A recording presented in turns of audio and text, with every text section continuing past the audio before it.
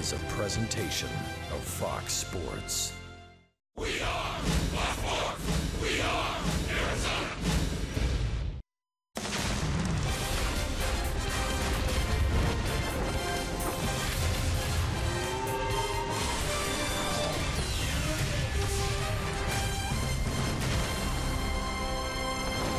It's a Teal Tuesday at Chase Field here in downtown Phoenix. The opener of a two-game series, the Diamondbacks and the Toronto Blue Jays, and a very special broadcast for you tonight as we come to you from one of the best seats in baseball, the home run porch at center field here at Chase Field.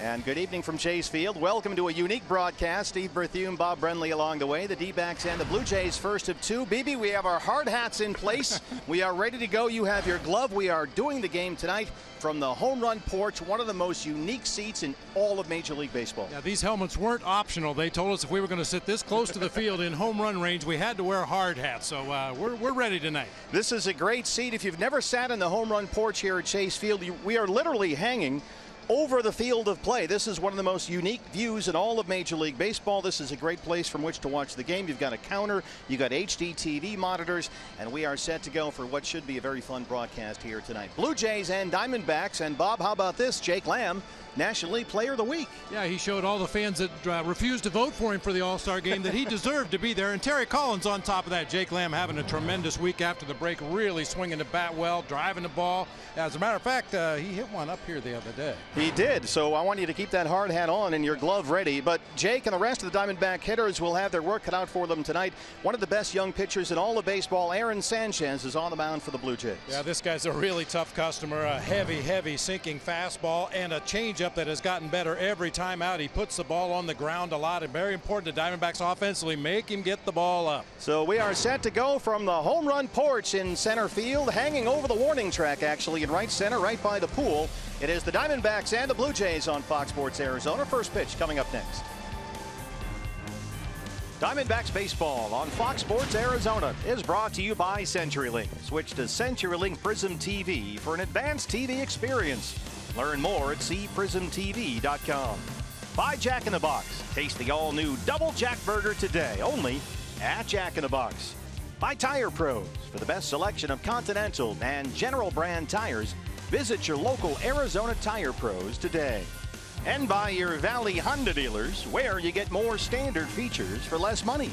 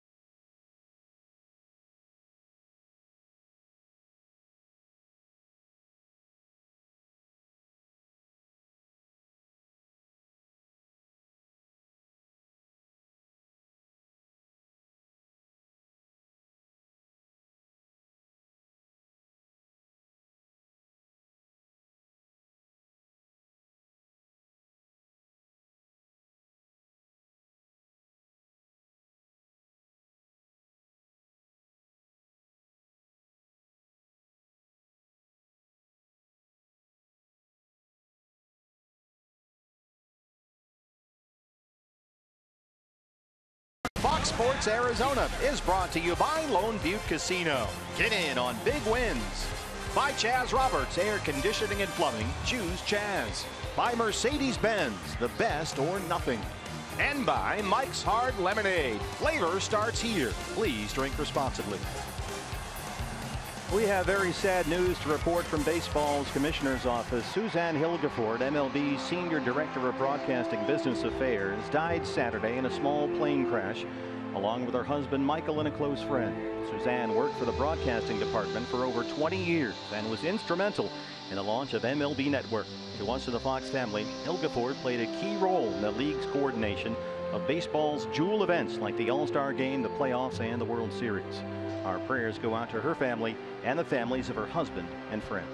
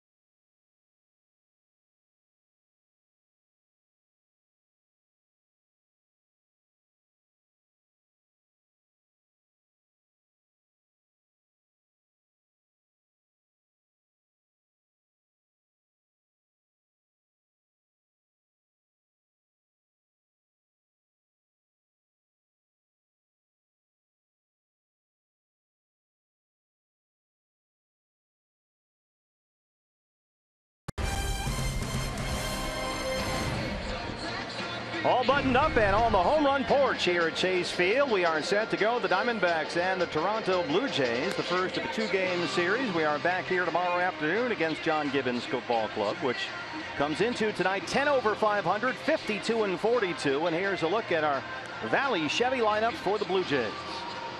Here's how John Gibbons will line him up tonight. Devin Travis at second base. Josh Donaldson, always a threat down at third base. Edwin Encarnacion playing first tonight. Michael Saunders out in left field. Russell Martin doing the catching. Former Colorado Rocky Troy Tulowitzki at shortstop. Kevin Pillar in center field. Junior Lake in right field. And Aaron Sanchez, the right-hander, on the mound. Your Arizona Ford starting pitcher for the Diamondbacks, Zach Godley, his sixth appearance, his third start. Zach Greinke still on the DL with that left oblique strain. So it's another guest appearance for Godley, a pitcher Chip Hale considers a bulldog, but says right now he's the up and down guy, and today he's back up. Boy, is he ever up and down. Called up to make starts when needed in the rotation. Done a nice job. Has the ability to pitch himself out of trouble. The ERA rather lofty at this point, but as I said, Zach Godley has that uncanny ability to pitch himself into and out of trouble. Normally we are behind the plate. Tonight we are hanging out over the warning track right behind Michael Bourne in center field on the home run porch. One of the most unique perspectives in all of Major League Baseball. A special broadcast for you tonight. Devin Travis set to lead it off. Greg Gibson is our plate umpire tonight. We're underway. There's a strike, 0-1.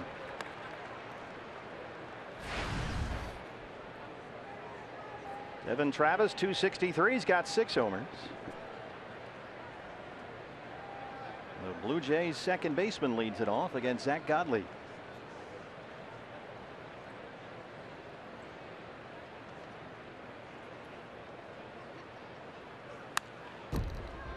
Zach ahead 0-2. How do you like your seat there, Mr. Brennan? I like this seat. I'll tell you one thing I noticed right away looking from our perspective in center field towards Zack Godley and then on into home plate is how tall Zack Godley looks out there on the mound. He's a big dude. I mean, I think anybody standing on that bump in the middle of the field, you don't really get the perspective when you're sitting up above in the press box how much taller the pitcher is on the mound throwing that ball downhill.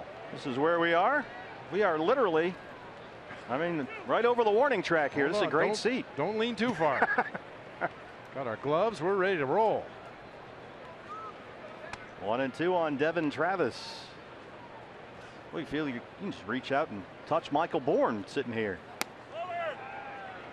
Missed with that one someplace, and it's 2-2.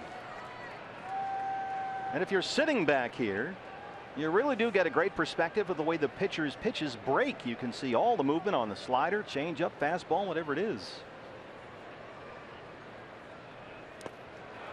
Chases that one in the dirt. Good start for Zack Godley.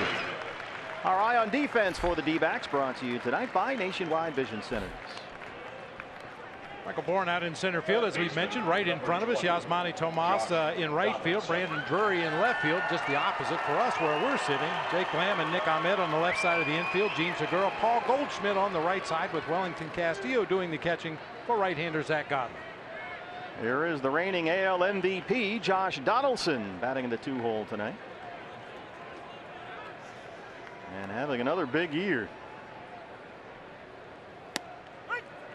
Well, one thing we noticed right away, the Diamondbacks bunching their outfielders for Josh Donaldson. Yasmani Tomas has moved over several steps into the gap in right center. Brandon Drury the same thing in left center. Sinker in there for a strike for Zack Godley. Here's a look at the defense.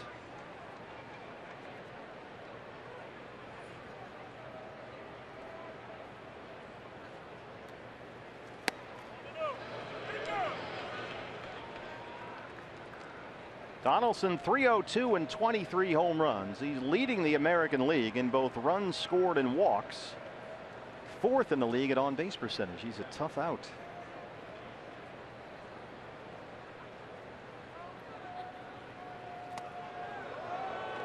Just inside with that sinker, and it's 2-1. Now this guy's among the premier power hitters in all of baseball. If you go back to the beginning of the 2013 season, he's ranked 4th in the majors in RBI, 3rd in extra base hits, 6th in home runs.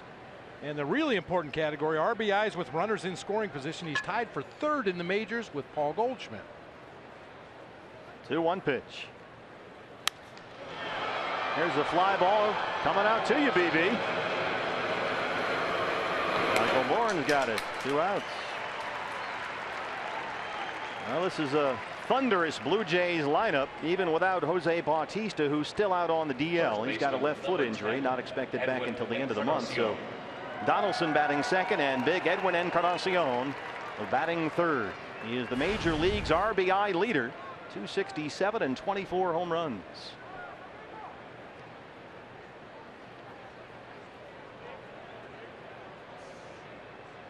I don't know if you had a discussion with your staff about who would be most likely on either side to hit a ball out to where we're sitting tonight, but this guy would be near the top of the list. Yeah, he'd be on the list, no doubt about it. I'm ready for him. Bring it on. He's got the glove ready to go. I'll be cowering under the table.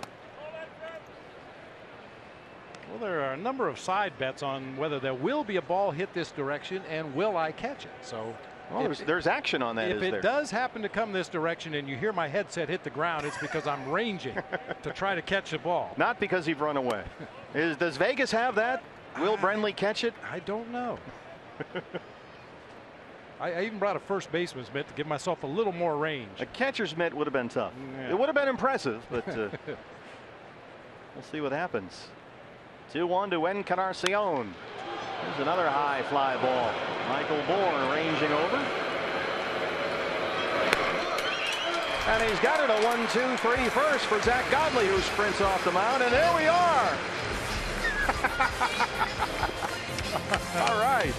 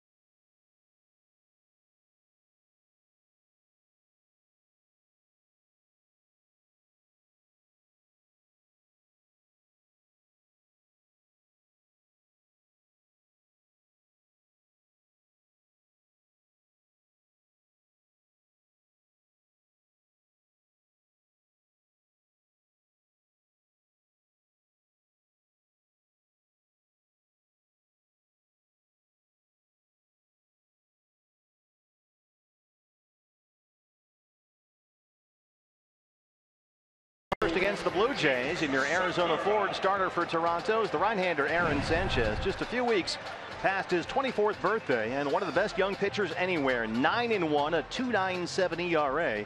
That's good for 4th best in the American League. Yeah, that 9-1 record, 6 of those victories have come on the road. He's a perfect 6-0 with an ERA just over 2 in his road starts this year, coming off a no decision against the Tigers, but his previous 2 starts before that, 8 innings both times, very, very effective. He has not lost a game since April 22nd. Gene Segura leads it off for the Diamondbacks on this Teal Tuesday, and there's a strike 0-1. Segura 304 and 7 homers.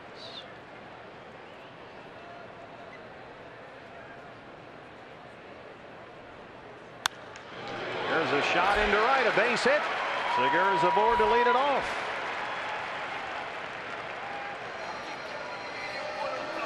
Here's a look at the lineup for the Blue Jays. It's our Valley Chevy lineup for the Diamondbacks, pardon me, as managed by Chip Hale. Yeah, Gene Segura already on base with that leadoff single. Michael Bourne making his way to the plate right now. Paul Goldschmidt at first base. Jake Lamb at third. Wellington Castillo doing the catching with Brandon Drury in left.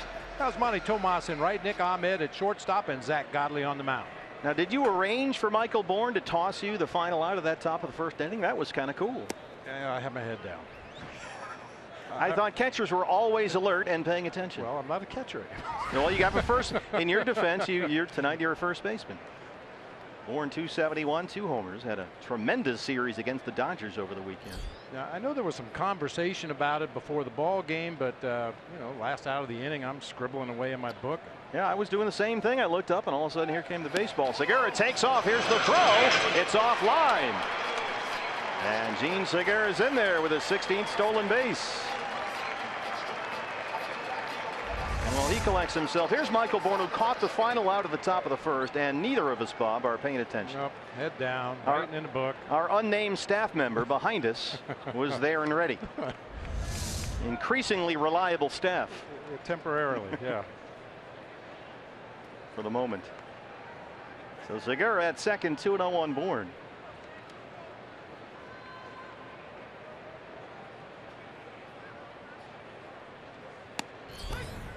Two and one. Sanchez throws hard. 95's in there. What a series Michael had over the weekend against LA. 6 for 14.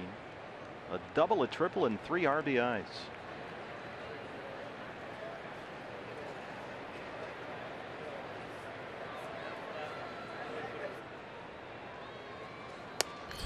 I got to tell you, I am digging this view. This is really cool out here.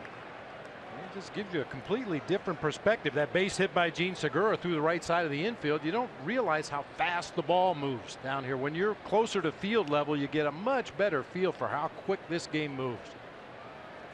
And how much ground the outfielders have to cover. I can see every pitch move just perfectly from back here. And you really are right on top. I mean, I feel like we're right on top of Kevin Pillar right here in Junior Lake in right field. Full count, 3-2. The bounce to first, and Encarnacion has it. Segura moves to third, 1 away. Our eye on defense for the Blue Jays, brought to you by Nationwide Vision Center. You mentioned Kevin Pillar out in center field, makes a lot of highlight reel catches. We'll try to prevent that here tonight. Michael Saunders in left, Junior Lake in right. It'll be Donaldson and Tulowitzki on the left side of the infield, with Travis and Encarnacion on the right side. Russell Martin doing the catching, and Aaron Sanchez, the righty, on the mound. Paul Goldschmidt now. Diamondbacks have a chance to strike first. Segura at third, 1 away. Goldie 297. He's got 16 home runs.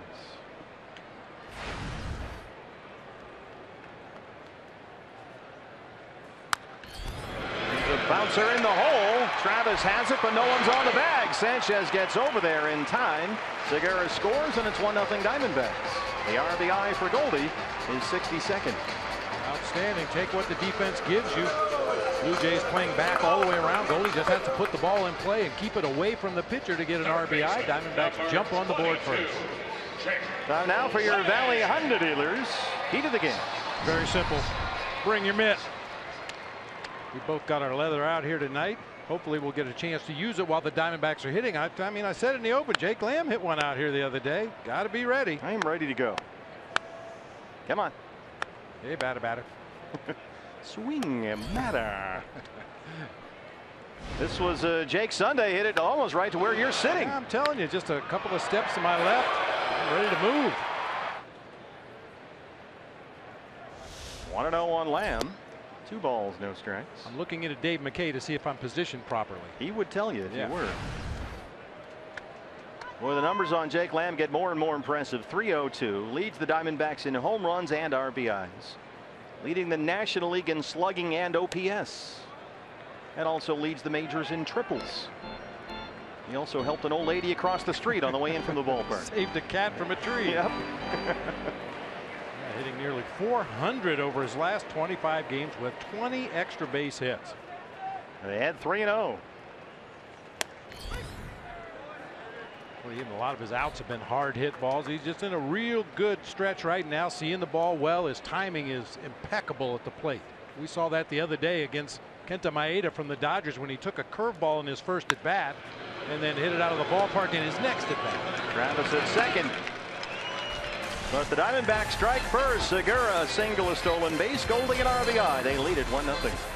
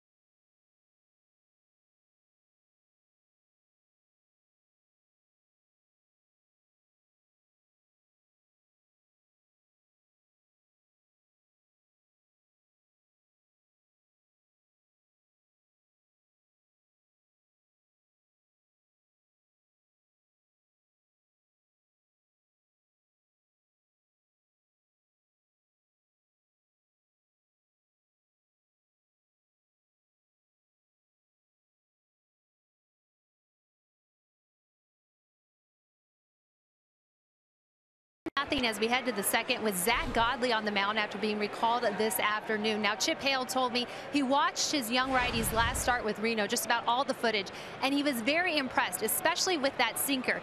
He said Zack tends to leave the ball up a little bit more in the zone here, and he really wants to see him tonight, mixing in all his pitchers. Now, Chip told me he loves the fact that he has this bulldog mentality, but tonight he wants to see a little bit more finesse from his starter. Zack, his previous start last Thursday for Reno, that was against Oklahoma City, pitched very well. Michael Saunders leads off the second for the Blue Jays.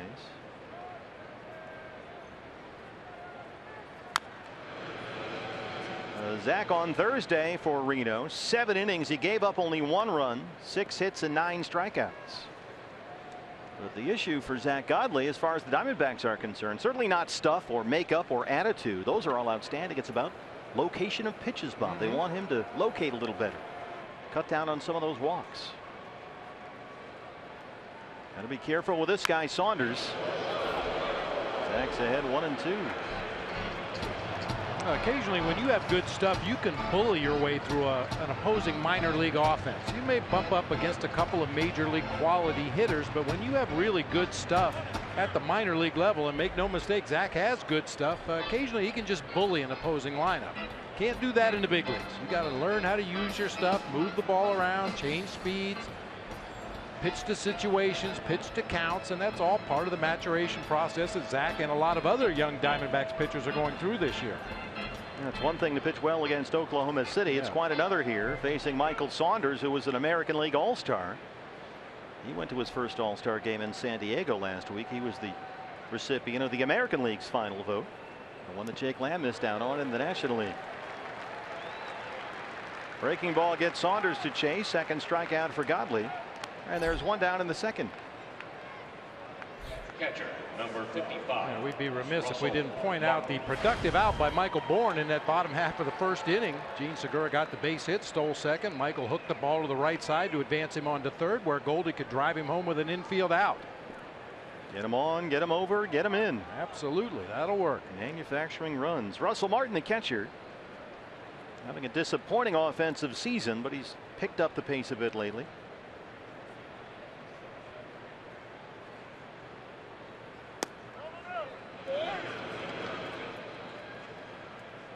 Dana DeMuth, the crew chief, down there at first. Martin, 231 and 7 home runs.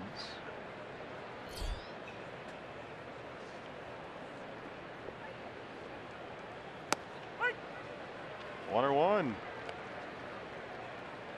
Russell Martin got off to about as bad a start as you can have. He was 2 for 30 to begin the year and really has been trying to dig his way out ever since. Coming inside here on the 1-1 pitch. Sinker didn't exactly sink, it kind of sailed. The anti-sinker that time. One of the things we're talking about with Zack Godley and his location. He's got stuff, as Chip Hale says, that just moves all over the place. Just got to get that location down in the zone a little bit more. That's by a diving Segura and into right field. Tomas over to cut it off, and Martin has a 1-out single.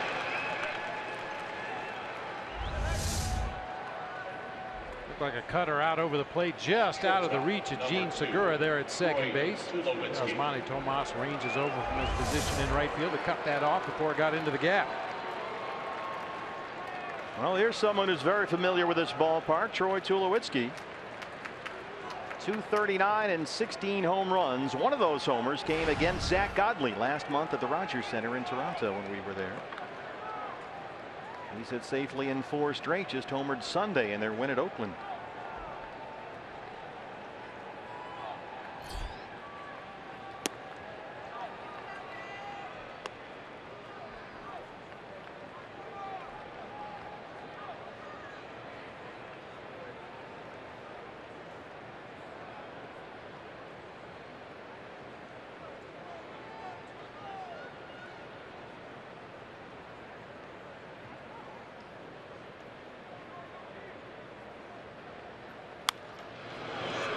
Along the right field line, Osmani Tomas will give it a look, but it's out of play. That one right over the head of our Golden Glover down the right field line. Alan Bam Bam Bayham is out there. There's Bam Bam.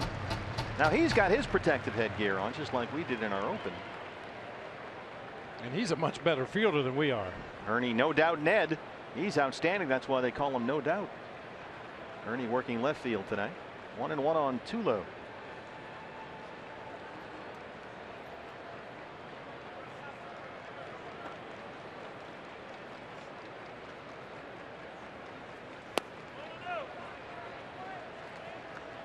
This with a breaking ball, and Zack is behind 2-1.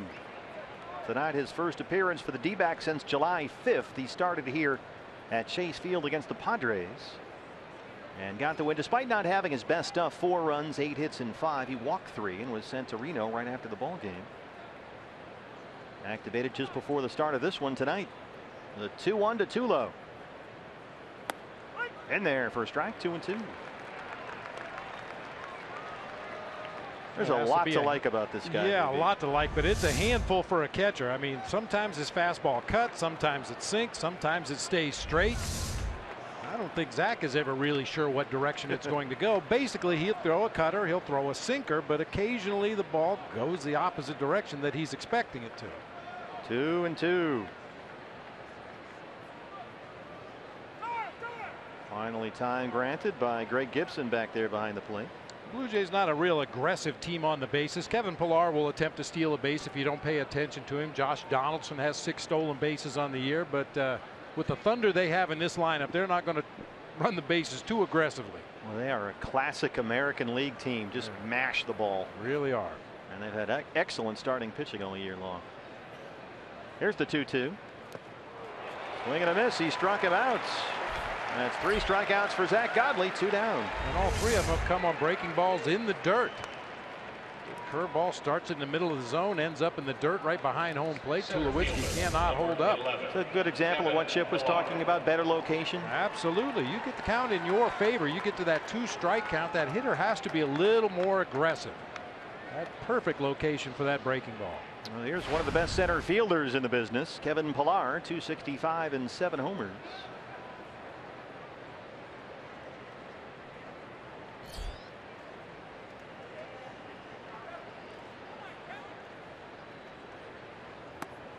Every time the hitter comes up for the first time, just watching Michael Bourn, and we're right behind him here in center, and Michael is constantly looking into the Diamondback dugout. Where do you want me? Here, a little to the right, a little to the left.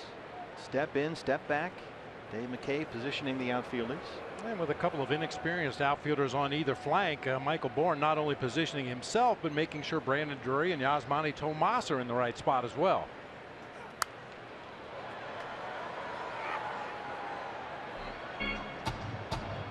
Godley ahead 0-2.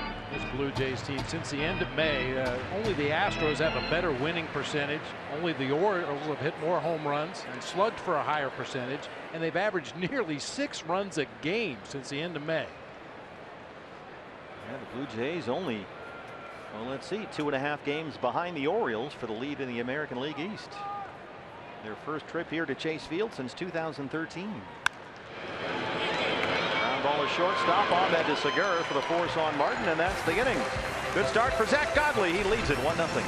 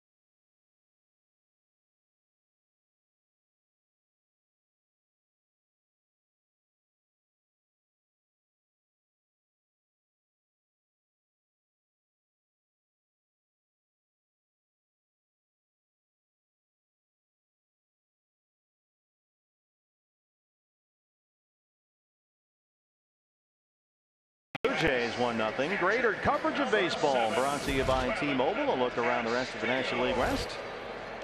Dodgers, who are shutting down Clayton Kershaw with that back problem, they said today. They don't know when he'll be back. They're leading at Washington in the 9th inning. The Giants losers at Fenway Park 4-0. Padres rained out in St. Louis. Guess what? It's raining at Colorado. Imagine I'm that. stunned by that news. How about Kershaw, though? Eh? Mild. It was supposed to be a mildly herniated disc, and now they're saying it's not so mild. Wellington Castillo. You are wearing your Beef Wellington T-shirt yes, for the ball indeed. game tonight in honor of the. It's a sort of a catcher's union thing. Wearing it proudly. Beef. I almost brought my gear out here tonight. Maybe next time. Reaction time just isn't quite what it used to be. 1-1 on Castillo. 264, 10 homers. It's about time for Beef to heat up. We saw him do it several times last year. He'd go on a run for about 3 weeks when he would just put the team on his shoulders and carry them. Well, front door curveball got him there, and it's 1-2. Yeah, he is in a 2 for 24 right now. Wellington Castillo. And the strikeouts are starting to become an issue again. He's punched out 8 times in his last 15 at bats. Well, it all starts with one line drive, one squared up ball, especially against a quality pitcher like Aaron Sanchez. That does wonders for your confidence facing one of the aces of the other league, and squaring one up and hitting it hard. 2-2.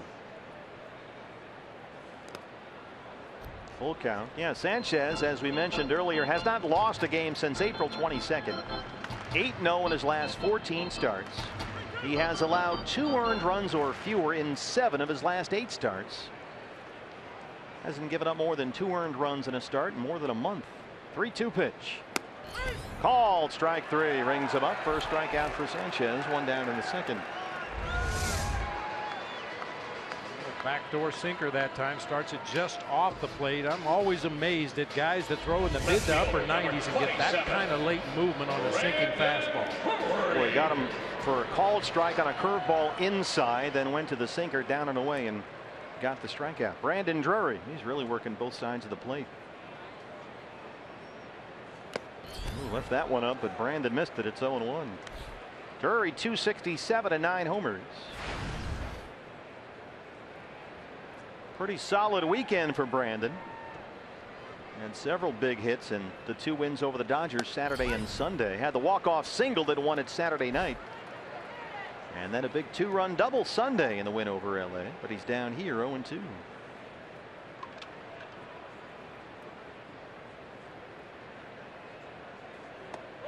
Oh, tried that front door curveball again, but missed.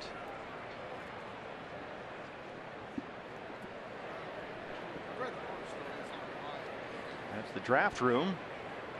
Just a little higher than we are, and to our left, overlooking right field.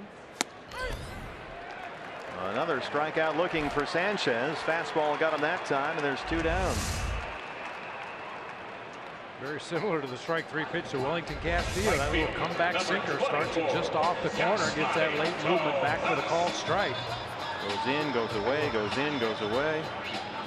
Yasmani Tomas occasionally elevates when he wants to. Last time Yasmani Tomas's batting average was this low, 249, April 16th. And Sanchez is ahead 0-1.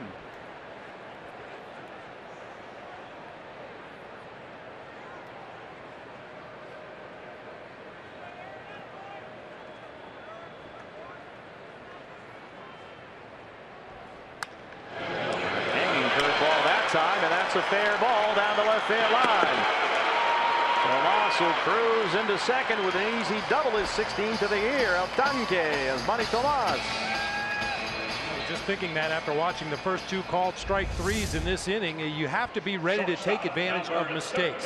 Sanchez is not going to make a lot of them, but he makes one right here, a hanging curveball. Tomas bangs it right down that third base stripe for a double.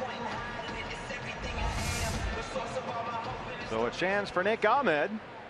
2 outs and Tomas in scoring position. Nick 222 and 4 home runs.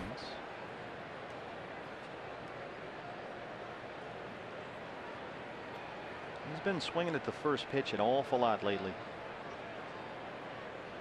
And this is one of those at bats where you may see the Blue Jays not necessarily pitch around Nick Ahmed, but just not give him much good to hit. See if you can get him to chase something out of the zone with the pitcher in the on deck circle.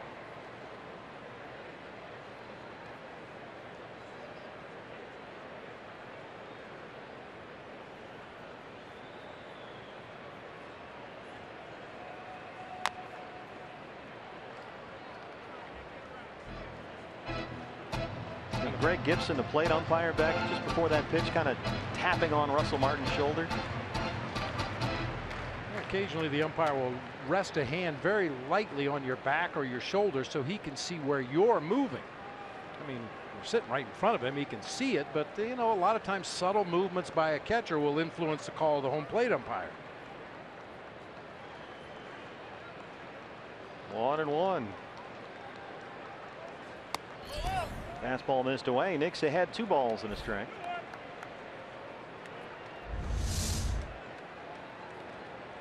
Just ever so lightly resting that right hand on Russell Martin's back, and then he can sense how far off the plate he moved that time before receiving the pitch.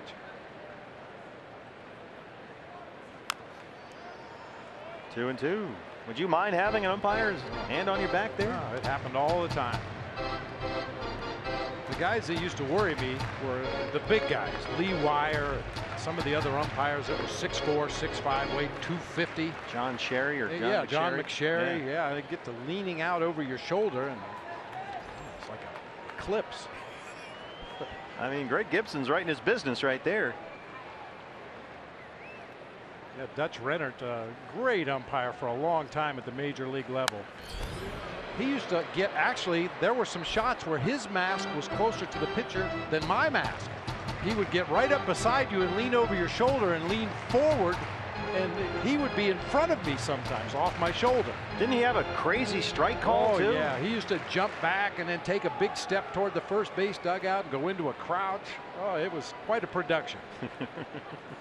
Style points. Yeah, Dutch was a good one. Tomas at second, 2 outs, 2-2 on Nick Ahmed.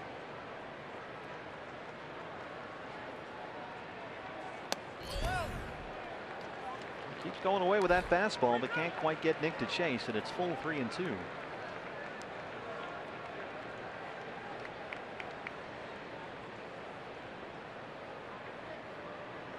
Nick really choking up now. Full count.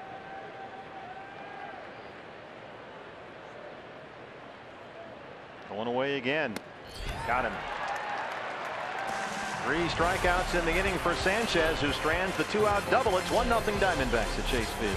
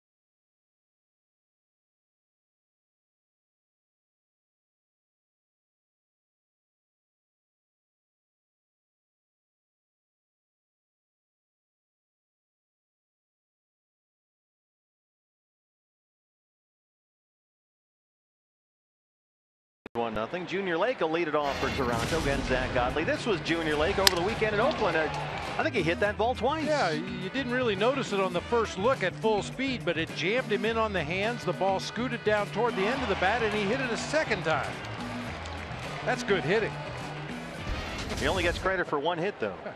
And he'll lead off the third. Former Chicago Cub.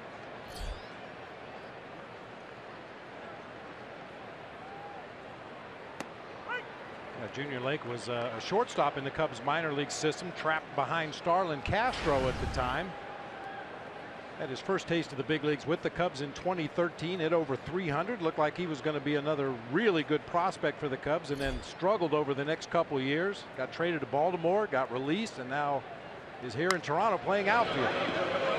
He's played only 14 games with the Blue Jays this year. He spent almost all of this year with their AAA affiliate in Buffalo, where he was hitting .244 with 6 homers. And if he should happen to get on base in this short 2-game series, watch out for the delayed steal. It's one of his specialties.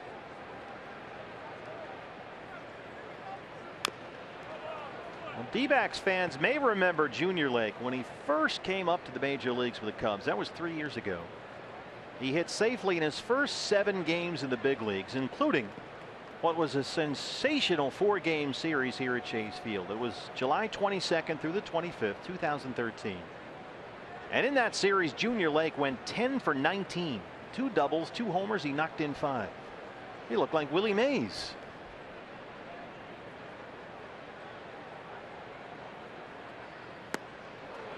Not so much that time. 4 strikeouts for Godley, 1 down in the 3rd. Another good breaking ball. All 4 strikeouts in the game by Zack Godley coming on that breaking pitch. That one stayed in the strike zone. The other 3 bounced in the dirt to get the swinging strike. Now Aaron Sanchez has almost no experience as a hitter. We'll see if he even takes a hack at it. A lot of the American League managers tell their pitchers, like Aaron Sanchez, who aren't accomplished hitters, just take until you're either out or you get a ball 4. John Gibbons, the Blue Jays skipper.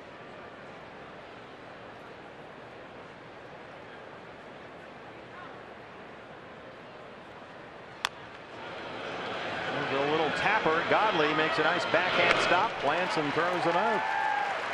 It's 4 in a row retired by Zach.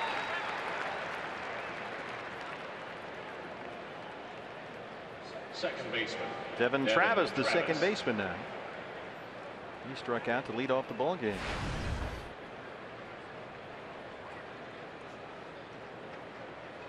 I think that's going to be a key once again throughout this short 2-game series. Get those guys at the bottom of the Blue Jay order out. Pitchers that aren't used to swinging the bat. Junior Lake struggling offensively. Get those guys out, because when you roll around to the top of this Blue Jays order, you can get yourself into a lot of trouble in a hurry. Yeah, even without Joey Bats, they are loaded. Missed upstairs 1-0. Well, the first time through the order for Zack Godley. Only 1 single. That was by Russell Martin. He had 4 strikeouts.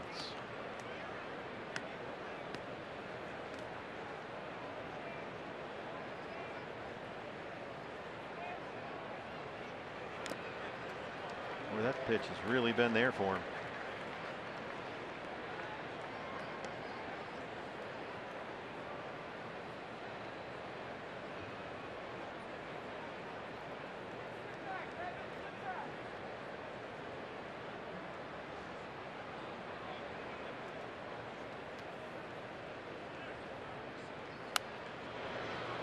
One and 2 now.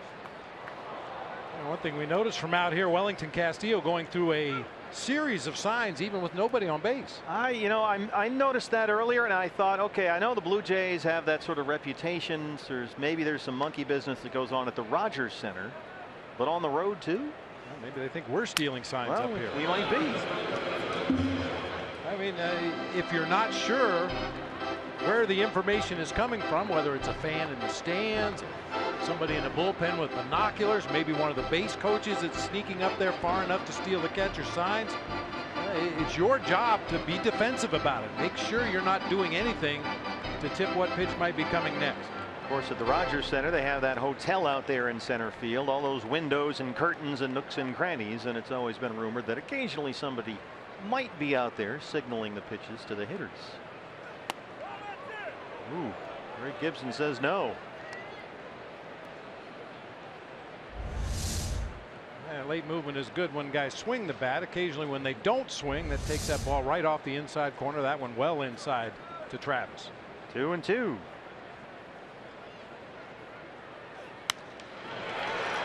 There's a base hit right in front of us to Michael Bourne in center. A 2-out single, just the second hit for the Blue Jays.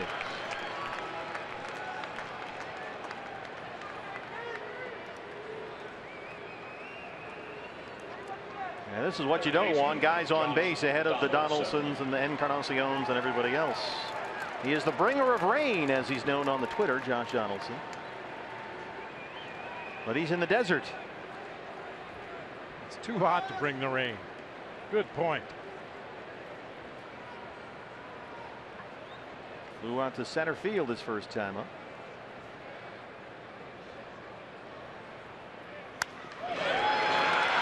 That one's hard into left.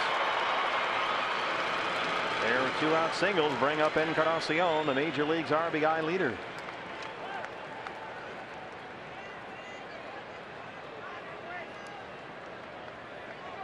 He flied out to center to win the first. Well, Godley cruised the first time through the order. Gave up only one hit. That was Martin's single in the second inning. He had 4 strikeouts, but so far Travis and Donaldson have reached with 2 down in the third. And a big out to get right here. Encarnacion has hit home runs in 2 of his last 5 games. He's 3rd in the American League with 24 home runs, behind only Mark Trumbo and Todd Frazier.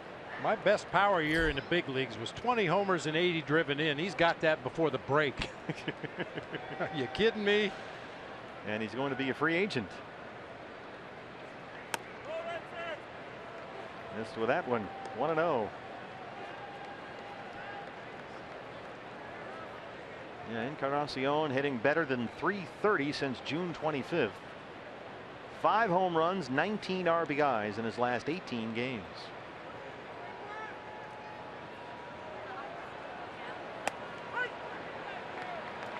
Changeups in there, 1-1.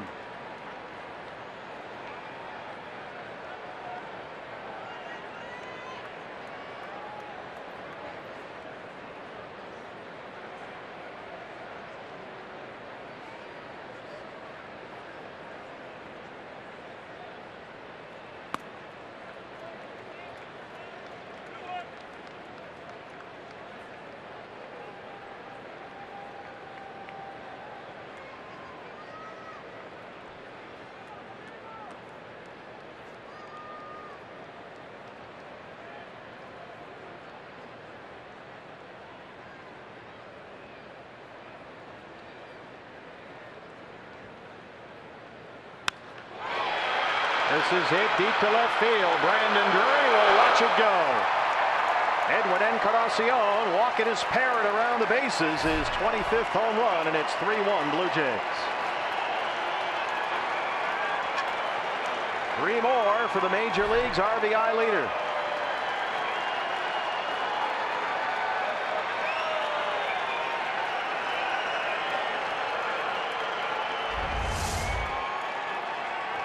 Breaking ball just didn't get to the spot. That one just kind of fluttered up there on the inside third of the plate. Didn't get down below the bottom of the zone the way his curveball was earlier in the game. And these guys will punish mistakes.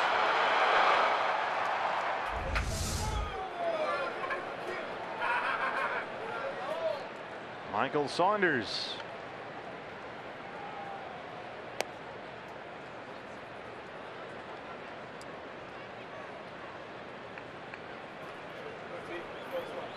Encarnacion now 3 homers in his last 6 games.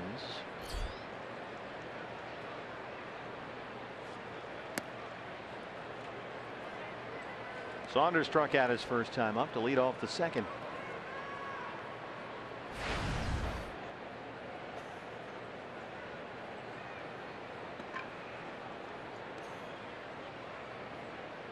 Well, that's why it was so vitally important to get the 8 and 9 hitter to start this inning. This is what can happen.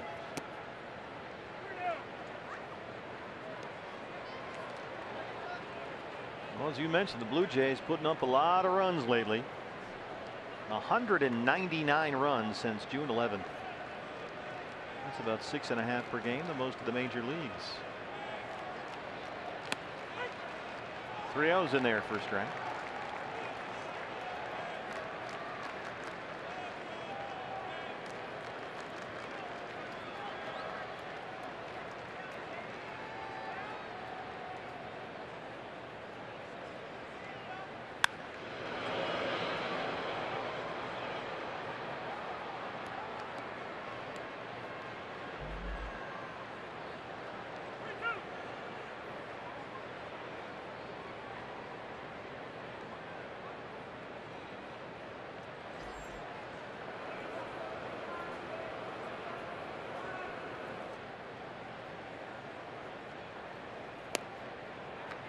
Three-2 pitch missed at the knees.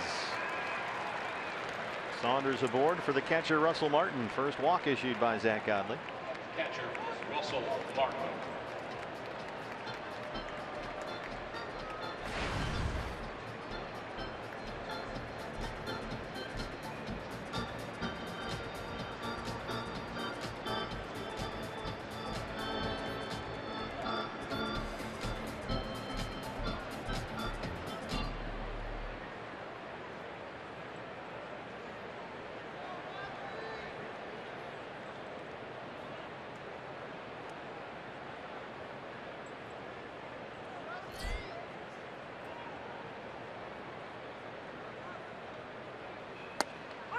In there for strike 0-1. Yeah, pitch count creeping up there for Zack Godley, number 53 on the ball game right there. 24 of them in this inning.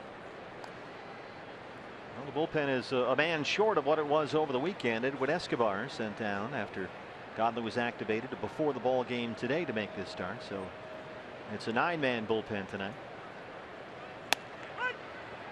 Zack ahead quickly, 0-2. Does he get scared off now from that curveball after throwing a hanger to Encarnacion? I don't think he can afford to get scared off his best off-speed pitch. He still has to use it. He just needs to make sure he finishes the pitch, and if he misses, miss down. Don't leave it hanging over the plate. Castillo sets up down and in. Got it up.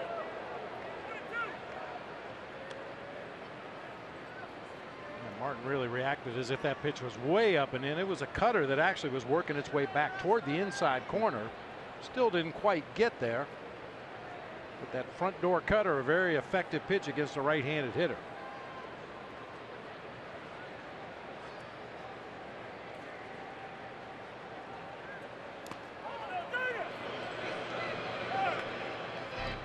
Dana DeMuth says nope, but it's 2-2.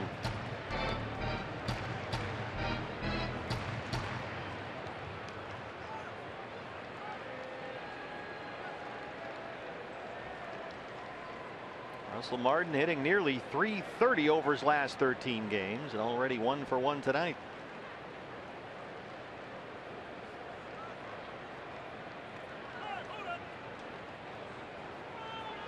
Yeah, I don't think the Blue Jays have scared Godley off of his curveball, at least not yet, but they may have frightened him out of the strike zone a little bit.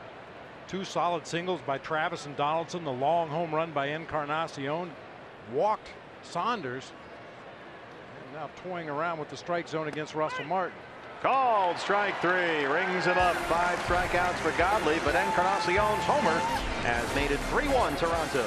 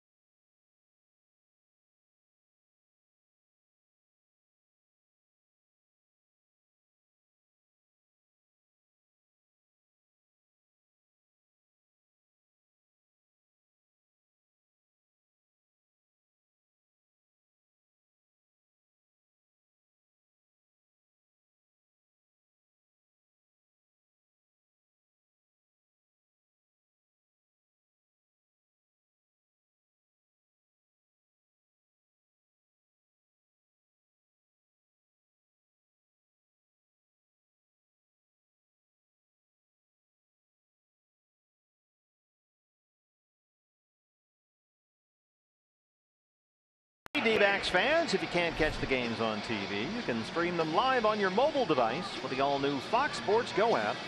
Just download the app and take Fox Sports Arizona and D-backs baseball with you wherever you go.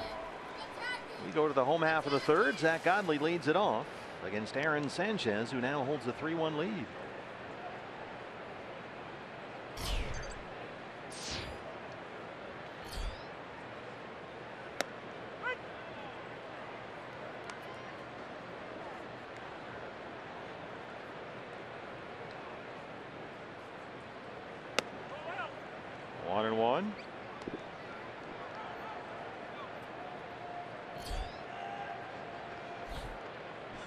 Saw Zack kind of peeking out of the corner of his eye at Josh Donaldson down there at third base.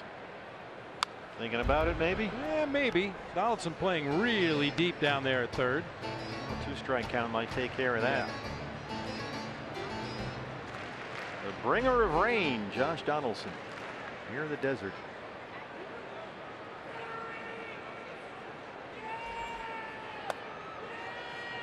Sanchez missed with that one. 2-2 now. Aaron Sanchez is out of Barstow, California. Pitched at Barstow High. That's where the Blue Jays got him. A first-round pick in the 2010 draft. Godley fights that one off and knocks it into right. A base hit. Junior Lake thought about making a throw in there, but he'll hold on to that one. A leadoff single for the D-backs pitcher. Hey fans, a D-backs home run tonight means a free Jumbo Jack tomorrow at participating Jack in the Box locations with the purchase of a large drink. Let's get a Jumbo Jack out here as we come to you from the home run porch. A special broadcast tonight. One of the best seats in baseball. Gene Segura now singled, stole the base, scored a run. Here we are. Bob and I broadcasting right behind Kevin Pillar in center field. The home run porch seats here at Chase Field. It's one of the most unique perspectives there is in baseball. BB, everybody talks about the Green Monster. I've sat up in the Monster seats a bunch of times at Fenway Park. That's great and everything, but you know, here you're much closer to everything and you are literally hanging out over the field of play. This is really something special. And as close to squared up straight away into home plate as you can get without sitting in the batter's eye. And as you can see here, we've got you got HD TV monitors here. You got a big counter for all your snacks. You got all-inclusive. You get parking, you get a waiter and waitress service, all the food you can eat, all for one price. It's a terrific seat and it's a great view. Over the field first row view really is unmatched anywhere in the major leagues. 1-1 pitch. Go down to first. Godley wandered off the bag. Encarnacion fortunately couldn't corral. That was a little too close for comfort there.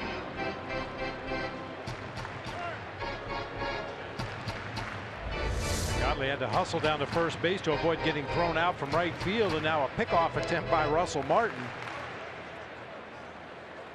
The throw leads Encarnacion back into the runner. Edwin Encarnacion is not in there for his glove.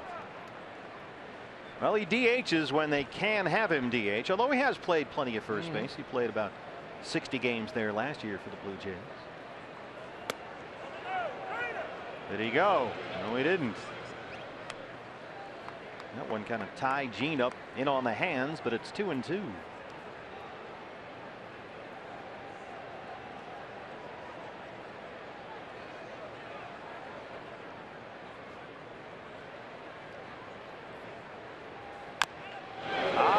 Chopper way up in the air. Donaldson's going to have to hurry. He drops the ball. That one hung up there forever. That one might have brought the rain. That's a base hit for Gene Segura. He's 2 for 2. Good old-fashioned AstroTurf hit that time, right off of home plate. Trampolines high in the air to the left side. Donaldson knew he really had to hurry and just couldn't get the handle on the baseball. Gene Segura credited with an infield hit. The D-backs, who led it 1-0, fell behind 3-1 on the Encarnacion three-run homer. Have something going here. First and second, nobody out for Michael Bourn.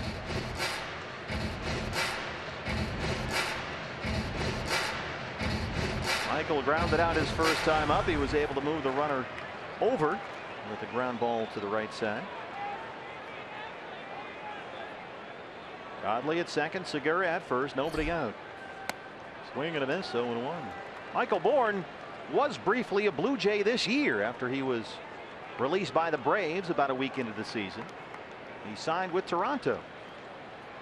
Played 9 games with their Class A team in Dunedin in the Florida State League, and he was let go after only a couple of weeks. There's a little tapper. Encarnacion has it, and once again Bourn moves the runners along. Work. Another productive out from Michael Bourn, moving 2 runners into scoring position this time for Paul Goldschmidt. That's a great example of where the strikeouts kill you. Yeah. Everybody always gets upset. Well, they're striking out too much. That's a great example of why you want to put the ball in play. Yeah, sometimes, I mean, obviously you're thinking big picture. You're thinking as a team rather than an individual. Just move those runners. Goldie had an RBI ground out his first time up after Segura singled and stole second, got to third on the Bourn ground ball. And that was the lone Diamondback run. Now Godley's at third with Segura at second and 1 away.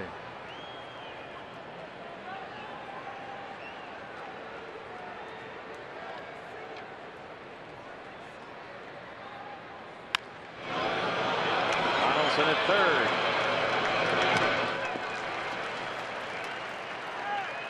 Goldie swings at the first pitch, grounds out, 2 down. All right, put that glove on. I'm ready. Here comes Jake Lamb, who yesterday was named National League Player of the Week. And what a series he had against the Dodgers. 7 hits in 12 at-bats. 2 doubles, a triple, and a home run. He drove in 4 and had several very timely clutch hits. It was quite a weekend for Jake against LA. 2 on and 2 out, down 2. Well, given everything you just said about Jake Lamb and how he's been swinging the bat lately, it wouldn't surprise me a bit to see the Blue Jays pitch around Jake Lamb here. Fastball down and away is in there for a strike, and it's 0-1. Jake homered Sunday against the Dodgers. He's got 6 home runs in his last 14 games. And you can see the numbers there from the series against LA. National League Player of the Week.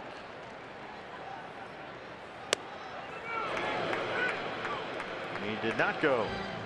It's Ed Hickox at third. 1-1. Aaron Sanchez a week ago tonight was pitching in the All-Star game at San Diego.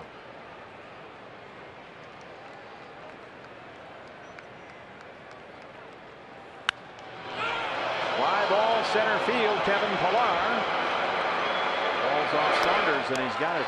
Diamondbacks get 2 on. They can't get him home. They trail it 3-1.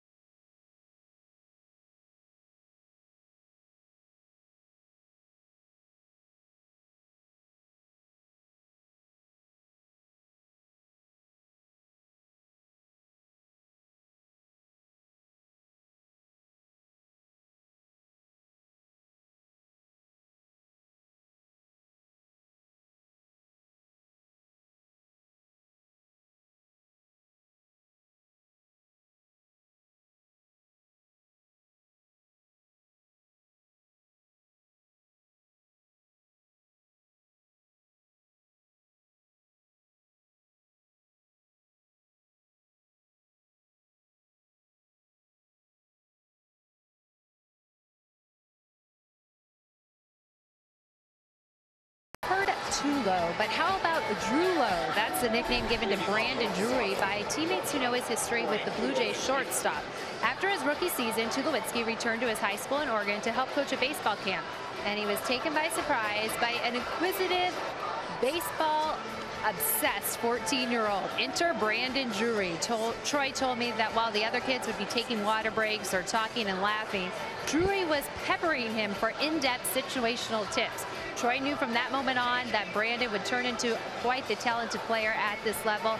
And since then, they've had a friendship, from texting throughout the season to working out together in the offseason.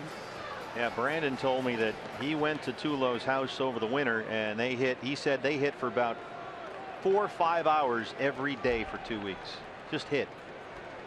And they are mentor and protege. There's no doubt about that. And yeah, Tulo will lead off the 4th. And he probably gained just as much from the time they weren't hitting when they were sitting around talking about hitting.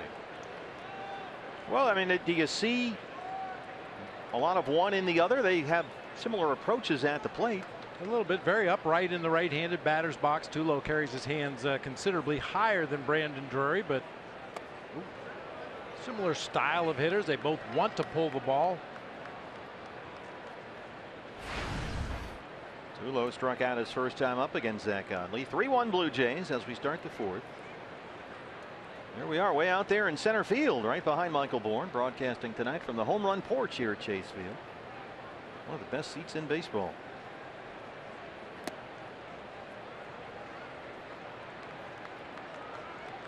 A lot of room to move out here. It's very comfortable. I feel pretty good about your chances to catch a home run ball on the home run porch because you do have room to maneuver side to side. I don't know how the lateral movement is these days.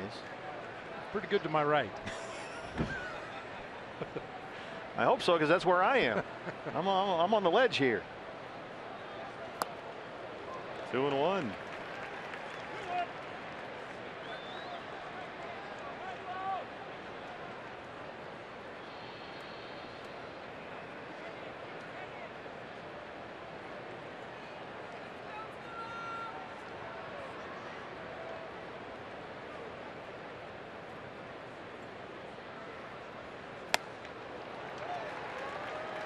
Cutter.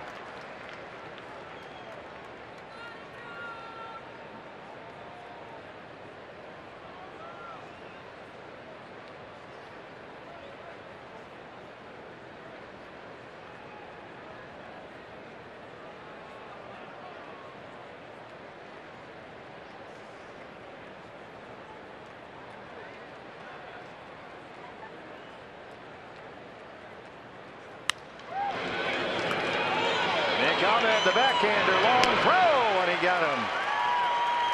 One shortstop to the other, opens up the fourth.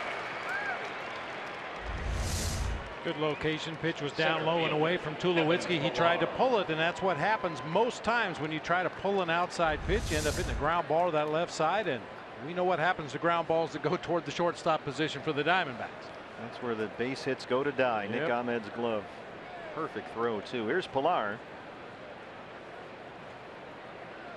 This guy's a pretty fair defensive player himself, one of the best in the business in center. First pitch is in the air. Yasmani Tomas coming right at us.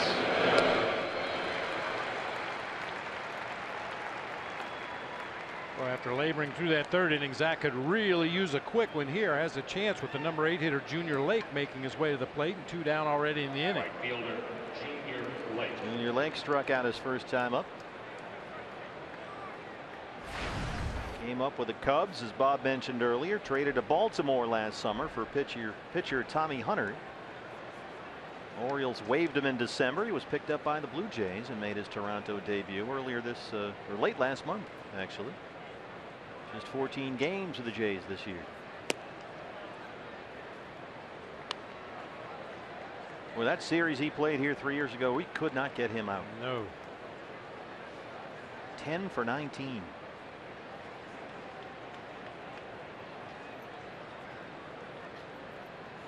Yeah, Wellington Castillo catching for Zack Godley tonight, was teammates with Junior Lake a couple different stops in the Cubs minor league system. Junior Lake from San Pedro de Macorís in the Dominican Republic.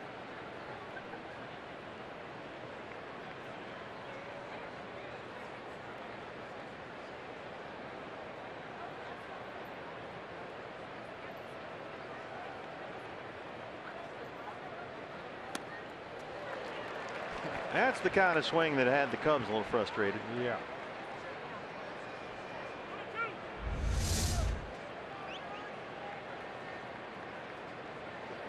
I find it so, I don't know, funny is the right word. Certainly interesting. Blue Jays coming into a strange ballpark, and they're just using one sign with the runner, with no runners on base, rather. And Diamondbacks playing in their home ballpark using a series of signs just because of the reputation of the Toronto Blue Jays. We don't want any international incidents, no, but you know it's out there. Something every team is concerned with when you play Toronto. 2-2. I mentioned it when I played for the Blue Jays back in '89. Initially for Jimmy Williams, he was fired, and Cito Gaston took over as the manager, and both of those managers expected you as a base runner, after you saw a couple of signs from second base, to at least be able to give location to the hitter, if not location and pitch. Something they took great pride in. The guys worked on it. They'd sit in the clubhouse and watch videotape of catchers flashing signs, and Ernie Witt and myself and Pat Borders, the 3 catchers on that team, would kind of explain what to look for as a catcher went through a series of signs to try to figure out which one was the magic one. Ernie Witt was a good catcher for a long time. Really good catcher. Big guy back there too.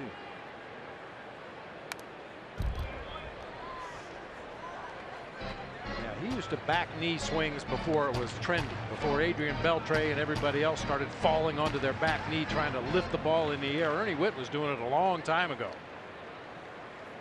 Big, giant left-hand hitter.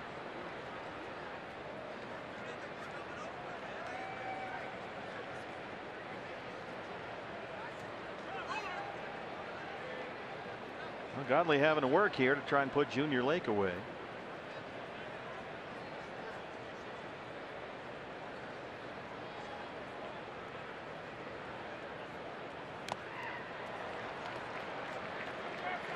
That's one that's frustrating for a catcher. You'd like to think you catch all those foul tips back there behind home plate, but the reality is you just have no time to react. Lake just misdirected that ball enough that it got out of the pocket of the glove up near the fingertips, and Wellington couldn't hang on.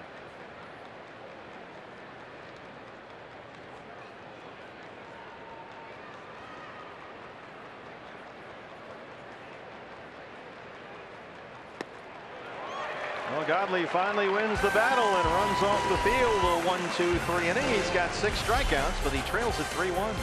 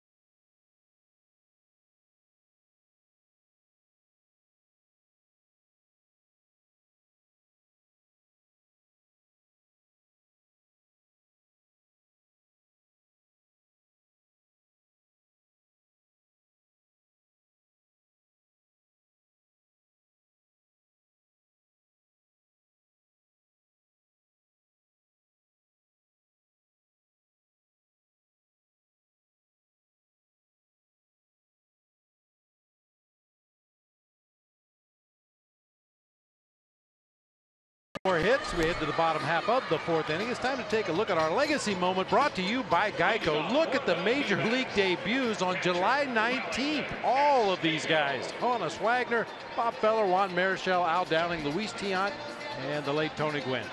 We'll find out who's making their Major League debut today and get his baseball card. Get that rookie card. Get it now. Aaron Sanchez is looking pretty sensational. He's got a 3-1 lead, and Wellington Castillo leads it off in the home half of the 4th for the Diamondbacks as we come to you from the home run porch. A special broadcast out here in center field, which is one of the best views in all of baseball. Castillo struck out looking his first time up. That's 9 punch outs in his last 16 at bats for Welly. Aaron Sanchez, when he gets a lead, is really tough. With 3 or more runs of support this season, Sanchez at 8-0, unbeaten. Yeah, it was tough to find a chink in the armor, looking through all the stats and the numbers and the splits, trying to figure out how do you get to Aaron Sanchez. Oh, watch out.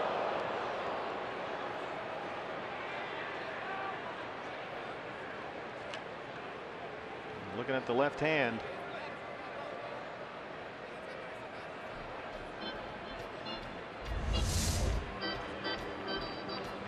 seam fastball way up and in. Obviously catches Wellington right on that little finger, the heel of his hand right there. Oh, Wellington gets that bottom hand down over the knob of the bat. Ryan DePanfilo out to have a look.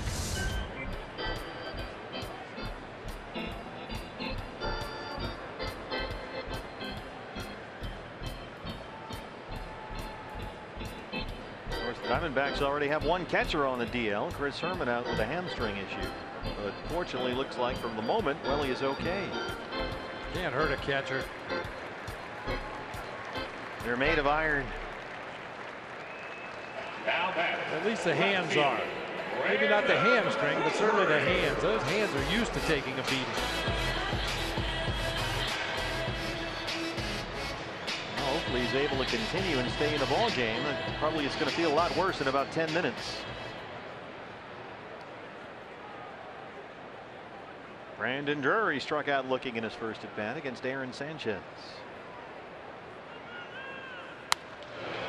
Laces that one down the right field line, but it's in the seats and out of play.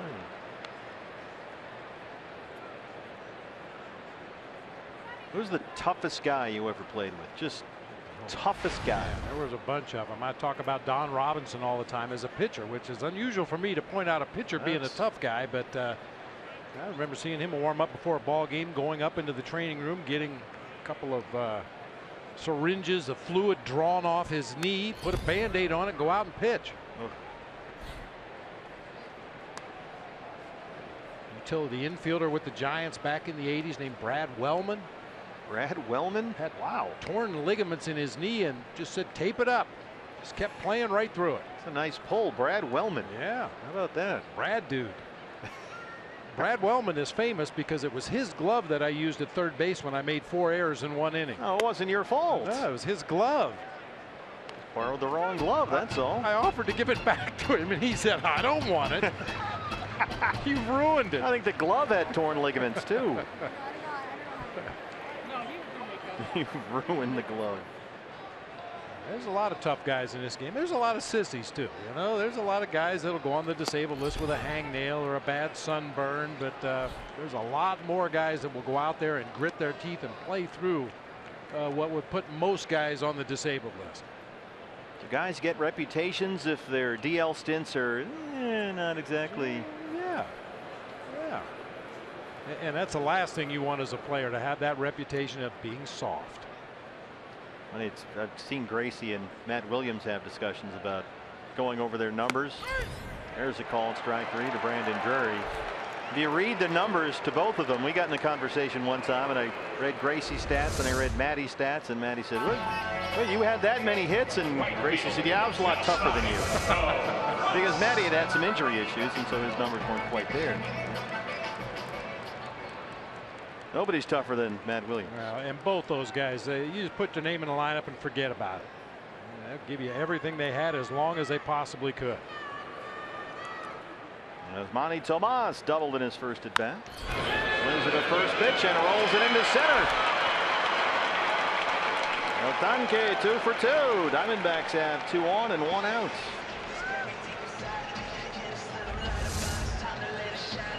Well placed ground ball right down the stripe to the mound, over the bag into center field for a 1-out base hit, putting 2 men on base for Nick.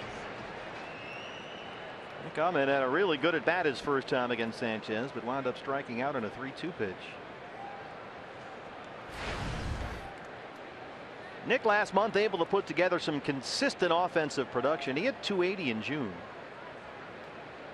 Still looking to match that pace here in July. Did have 3 hits in the Dodgers series over the weekend. Takes that one low and it's 1-0. Brad Wellman, that's impressive. Yeah, what's funny is you making 4 errors in 1 inning with his glove and go, here, you want it back? No thanks. No, I don't. Why would I? Get that thing away from me. Everybody stays put. Castillo at second, Tomas at first. It's like the guy in Bull Durham whose girlfriend put a curse on his glove.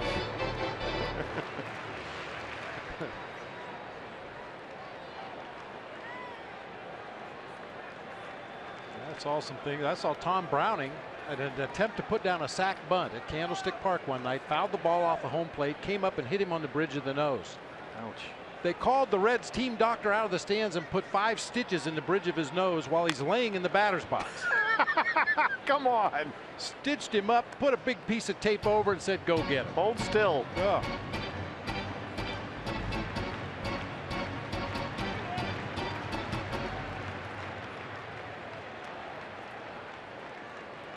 When I was playing for the Blue Jays, I got spiked in the knee at home plate by Dave Valley, playing for Seattle at the time, and opened a pretty good cut on my thigh. And between innings, a team doctor, Dr. Ron Taylor, who had pitched in the major leagues, came down to the clubhouse and put 6 stitches in my knee and taped it back up. And I had had so many surgeries on my left knee, it was basically numb. So he said, do you want me to shoot you up with some Novocaine? I said, no, just put the stitches in it. I got to get back out there. Well, Dr. Taylor was sweating like he had been jogging in Phoenix today. He was nervous as all get out because he was, you know, performing minor surgery with no anesthetic. Right back to Sanchez. Tulo turns 2. Sanchez is out of the inning. Diamondbacks trail it 3-1.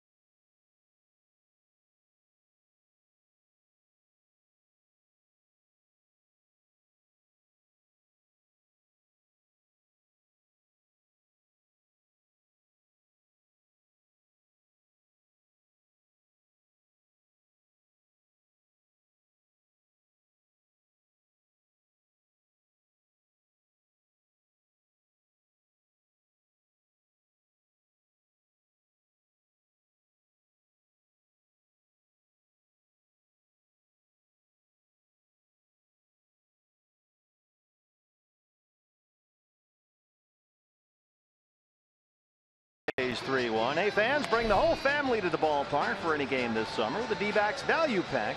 The Value Pack includes a lower level bleacher ticket, a Subway sandwich, and a Pepsi, and it's all for only $25. And it's available for every game. Visit dbacks.com/value. If you want to upgrade just a little bit, you can do what we've done here tonight, broadcasting from the home run porch. The lovely Robin is here to take your order for food. I have a question about the vegan hot dog. Come on. You don't know me well, do you, Robin? No, I don't. It certainly is awesome. That's what I hear. I'm I sure haven't tried it it is. myself. You just get him a pizza. He'll be fine. Would you like to try one? Super delicious. I think I can find something else on the menu. Well, the cheeseburgers are awesome. How about Roger Klein's Mexican Moonshine Margarita? Okay, we have one coming for you, sure. Wait, is that legal? We're on the air. That's vegan, yeah. Here's Aaron Sanchez to lead it off. This is one of the great things about the home run porch, and there are, of course, 2 home run porches. We're on the one kind of near right center. There's another one in left center field, but it's all inclusive. You get in-seat food and beverage. Parking is paid for. The view is unparalleled in all of baseball. You are literally hanging out over the field of play. And here we are. Michael Bourne's right there. Robin's right here to take your order. You got HD TV monitors. You got a big counter up here for your food. Put your feet up, watch the game. This is a fantastic view. Now, let's see the menu here. Oh, the home run porch menu. There's all kinds of stuff to choose from, Robin. I would do a cheeseburger. Oh, that sounds good. I'll do that. Super delicious. I'll go with the D-backs dog. The D-backs dog? Yeah, Okay. Ketchup, be a mustard, hot all that dog good at the stuff. ballpark. Ballpark steak. You guys have fries?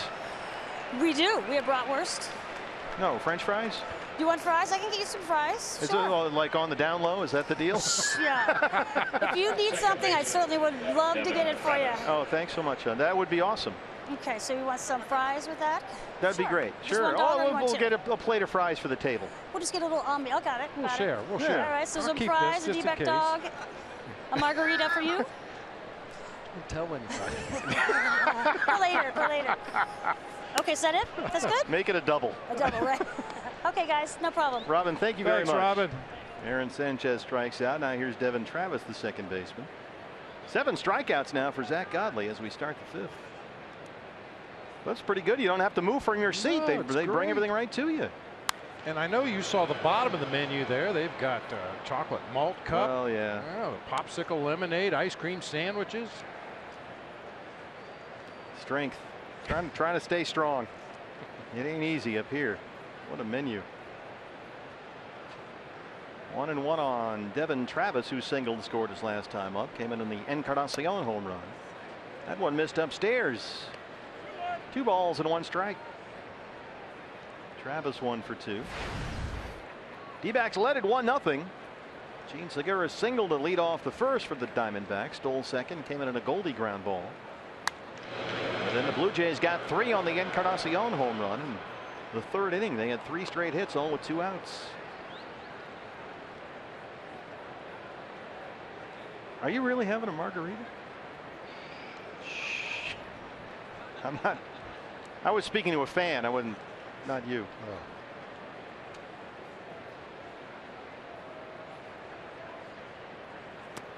Well, before we even got up here today, we had some root beer barrels. Now, I've told the story in the past you about hooked everybody up. Well, Bob Melvin was very superstitious as my bench coach, and in Philadelphia one night, there was a bowl of candy on the manager's desk, and there was a root beer barrel in there, and he ate it, and we went out and won a ball game. So, of course, we had to have root beer barrels again the next day, and so forth and so on. That one popped into foul ground, first base side. Goalie will give it a look. It's out of play. Well, one of our great Diamondbacks fans, Dorothy White, sent me a bag of A&W root beer barrels before the ball game today, and we all partook. We all had. We had some. An A&W root beer barrel, so victory is almost guaranteed tonight. That's a great old school Midwest treat. Absolutely. So Dorothy White from Phoenix, thank you very much. Dorothy, they were really good. We got a whole bag in our booth, which of course is now hundreds of yards away. There's a base hit right to us. Michael Bourne is there. A 1-out single for Devin Travis, who's 2 for 3.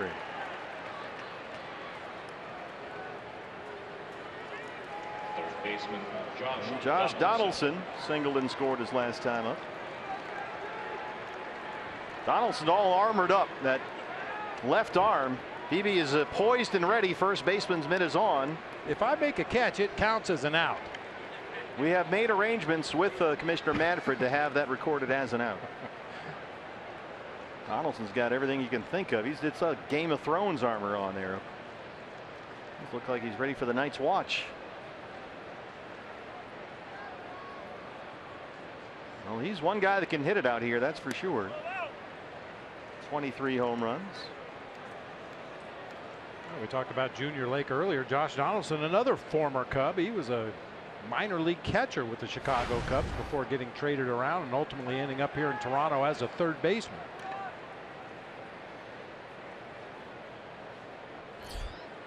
Well, that one gets behind Goldie, and Travis moves up and rolls all the way up the right field line, and Travis will get third base easily here. That just rolled and kept rolling into no man's land, and a costly mistake there for the Diamondbacks.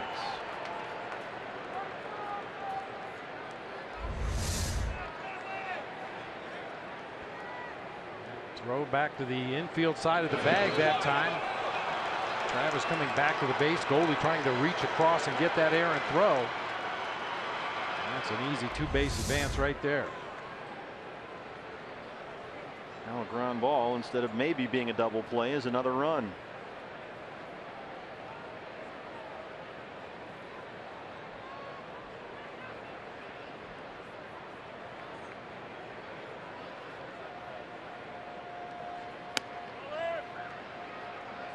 Wanted it down and in, but missed upstairs, and Zach is behind 2-0. Josh Donaldson last year 23 of a possible 30 first place votes on the AL MVP ballots. 41 home runs last year, led the league with 123 RBIs. He's on a similar pace this year. There's a strike, 2-1.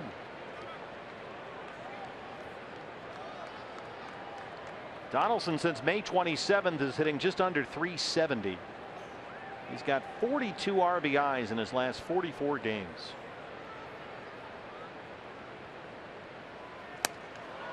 Swings through that one that time. The cut fastball. Yeah, it looked like a cutter up out over the plate that time.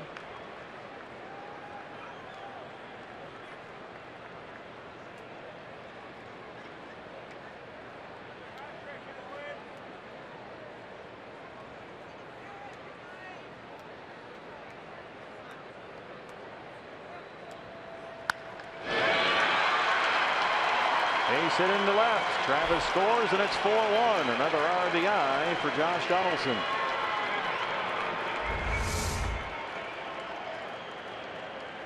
Another breaking ball that stayed up. That pitch was so good for him in the first 2 innings of the ball game, but it's kind of let him down in the third, and then again here in the fifth, leaving that breaking ball up over the heart.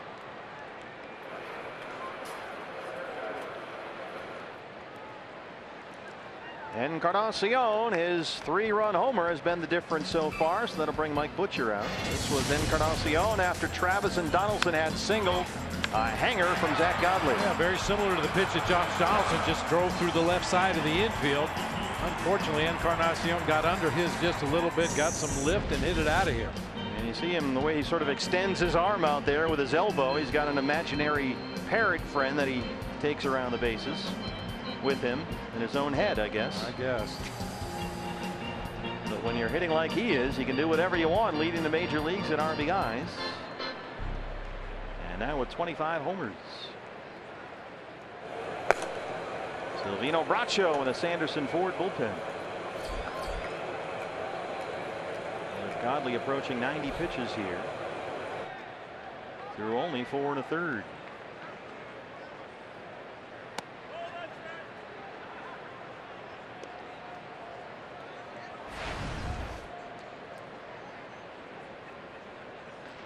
The glove is ready. Always ready. You're going to have to get up out of your chair, stand up, and then move laterally. Don't forget, save the play-by-play guy. That's rule number 1.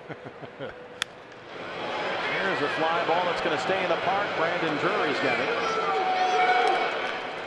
And that's the second out in the 5th.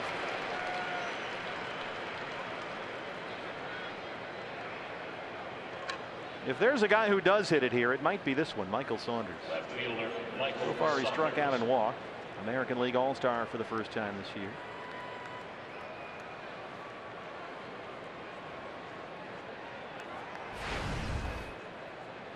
.288 on the season now, 16 home runs.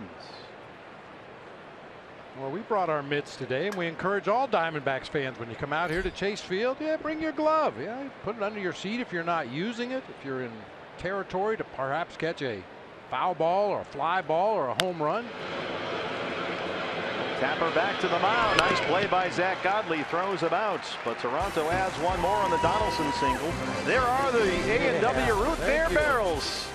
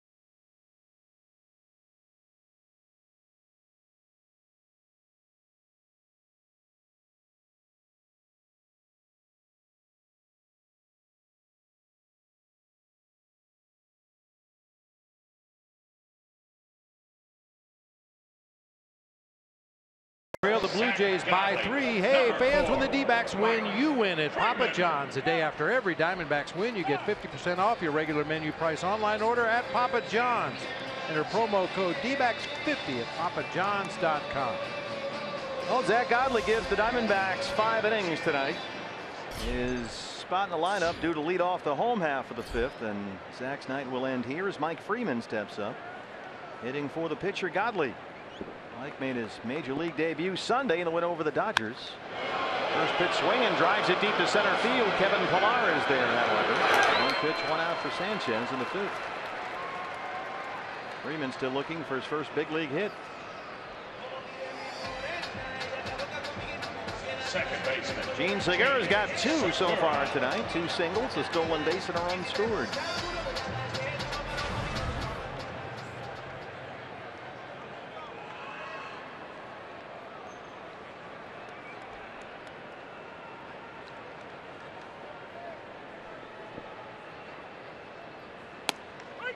Segura had been in a 4 for 28 to start the ball game, but so far 2 at bats, 2 hits.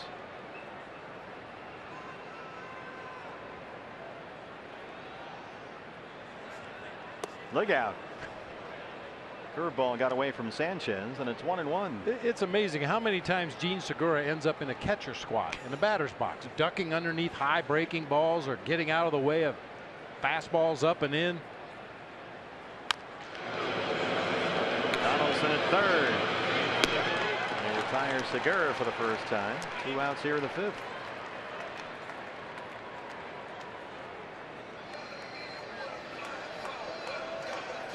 Two outs on 4 pitches. Here's Bourne, who's grounded out twice.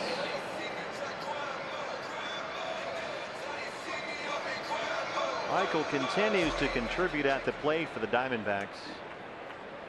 He's moved runners along twice in his 2 at bats, 2 productive outs. Looks at ball 1, hitting .316 over his last 18 games. All of those starts he's played almost every day. 4 center fielders on the DL. Well, we got an issue here with the tape or the glove. Got something in there.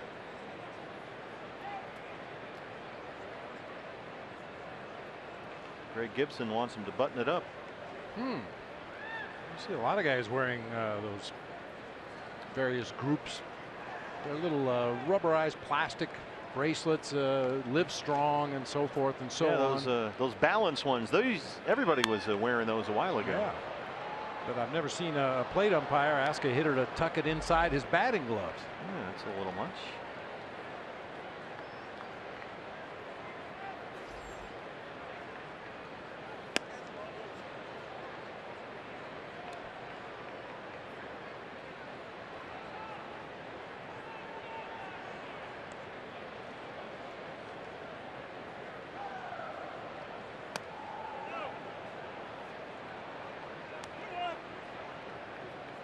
Aaron Sanchez looking for that 1, 2, 3, 5th inning. Blue Jays rotation has been really good all year. Toronto leads the majors with 59 quality starts. Their starters have held the opposition to 3 earned runs or less in 13 of the last 15 games. Jam shot, broken bat, pop up. Donaldson at third. Sanchez has his 1, 2, 3, 5th. Diamondbacks trail the Blue Jays 4-1.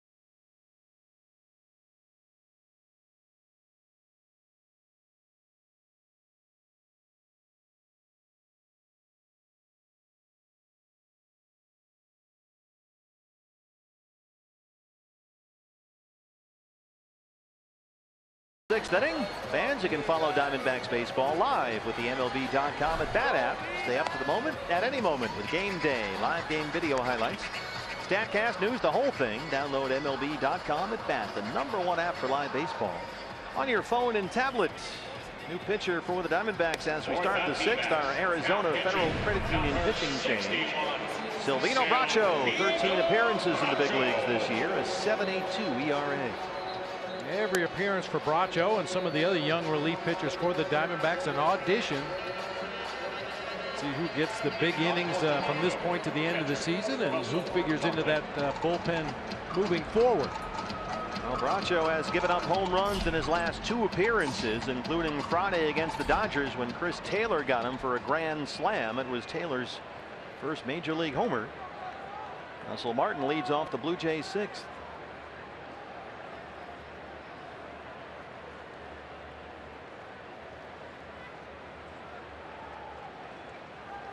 Bracho was looking really impressive in that outing too. He came in the 6th inning, gave up a single to Yasiel Puig, then struck out Scott Van Slyke and Yasmani Grandal. He was 1 out away from getting out of a big bases loaded mess, and then Taylor got him for the grand slam. Slider there had Martin all tied up.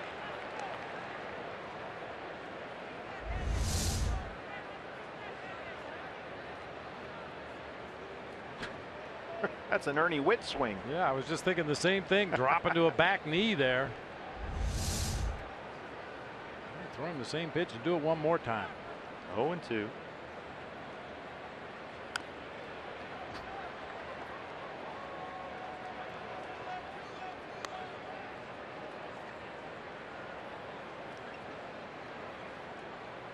Russell Martin out of Montreal, Quebec, originally drafted by the Dodgers.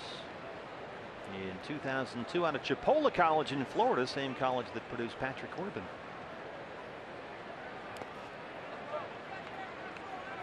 And Patrick will get the start here tomorrow afternoon. That's a 12:40 start. Matinee pricing on your tickets, fans. DVAX.com/tickets gets you a break on the ticket. Patrick Corbin against Marcus Stroman, a really exciting young pitcher that the Blue Jays have.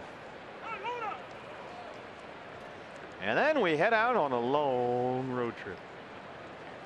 You got off day plans in the Natty, as the kids like to call it. And I'm thinking about renting a car and driving back to the old homestead in Coshocton. Right. It's the big return. Only less than a couple hours away.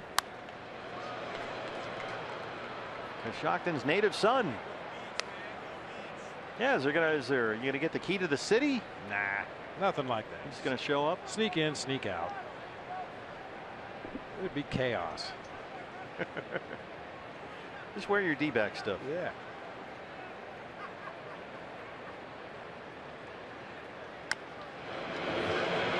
Jake Lamb on a hop at third.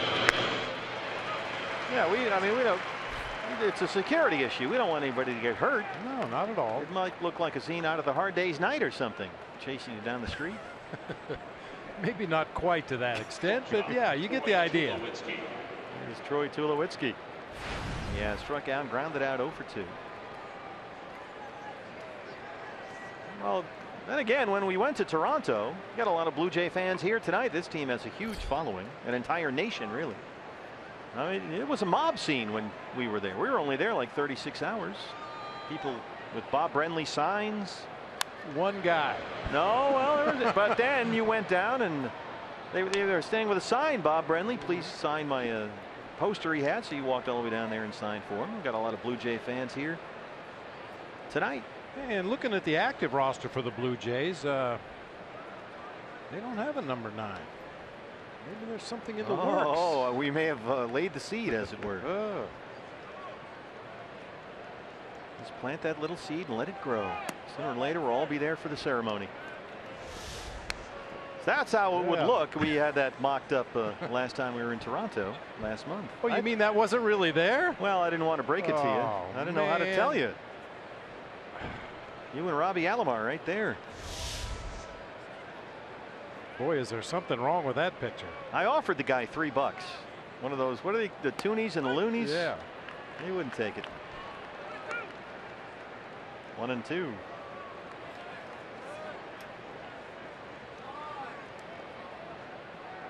I still have actually a bunch of that Canadian money. It's kind of cool.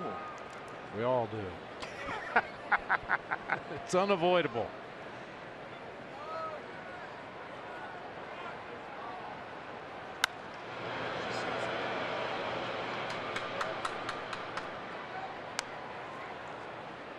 Boy, we talked about the perspective from these seats out here in the home run porch, and one thing you notice, and I played a little bit outfield in my major league career, and I used to be bored to death. And I'm watching Michael Bourne, Yasmani Tomas, and Brandon Drury, and after the pitch is delivered, like that last ball's fouled out of play by Tulowitzki, they just kind of stand there, look around, look at each other, look around, stand there, waiting for something to happen. You never have that luxury behind the plate. There's always something going on. Somebody wants your attention, the pitching coach or the manager, the umpire, the pitcher on the mound. You need to move your infield defense a little bit. There's not a lot of time for introspection. No. But Michael out here just below us, he's got all kinds of time on his hands. I really like it when the day games, when the outfielders can see their shadow on the grass and they're out there between pitches working on their own swing, looking at their stance in the shadow.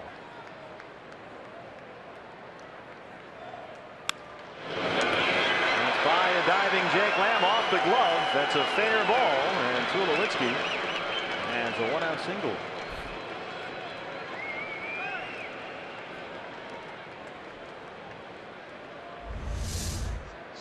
Playing with a crossover and a dive, just able to get a finger on that ball and knock it into foul territory. That'll go as an infield hit for Troy Tulowitzki. Kevin Pillar, the center fielder.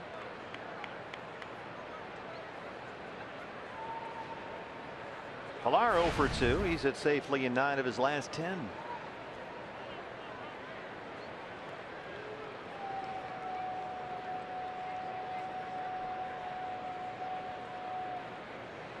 Mentioned how the Rogers Center is one of the best ballparks in which to hit in the major leagues. It is a hitter's paradise.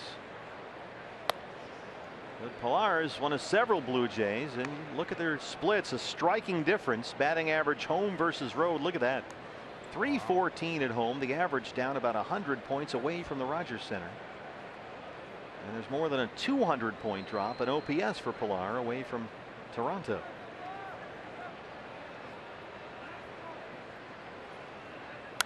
Blue Jays have a bunch of guys, and the home road splits look just like that. It's kind of like an American League Coors Field in that sense. I was just thinking the same thing. Troy Tulowitzki played the beginning of his career at Coors Field, the best hitting park in the National League, and then when he goes to the American League, he goes to the best park to hit it in the American League.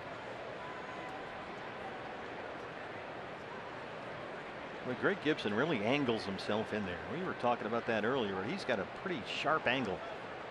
Bracho coming inside on Pillar. Jammed him. This one might drop. Nope. The comment is right there. Second out here in the 6th. Brings up Junior Lake. Greg Gibson was my first ejection as a manager. Hey, congratulations. Yeah, maybe we should send him a margarita. Yeah, why not? Yeah, Mark What'd Grace, you say to him? Well, he was umpiring third base, and Gracie checked his swing on a 2-strike count, and Greg Gibson rang him up, strike 3, and none of us thought it was a full swing or even a half swing, and Gracie walked back to the dugout, and Greg Gibson watched him walk all the way back to the dugout and just followed him until Gracie said something, and he threw Mark out of the game, and then I came out to stick up for Gracie, and I got picked. Bottom 6 on the way. Diamondbacks trail the Blue Jays 4-1.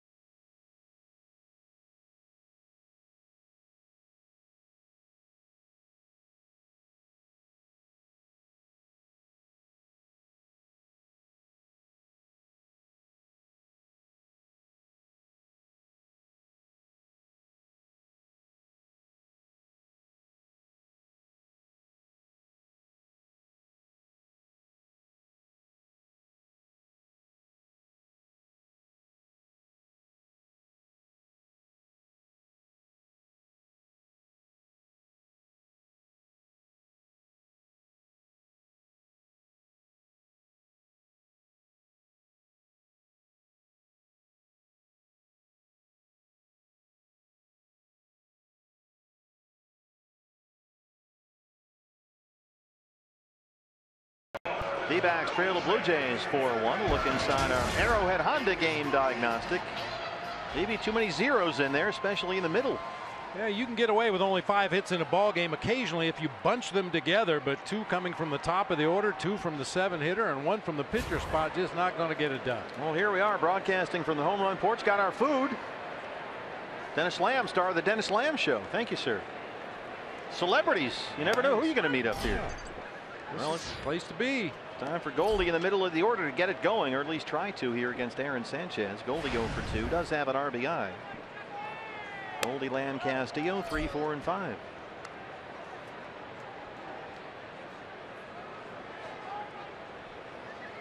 The staff is taking my food away. What's wrong? 1 down.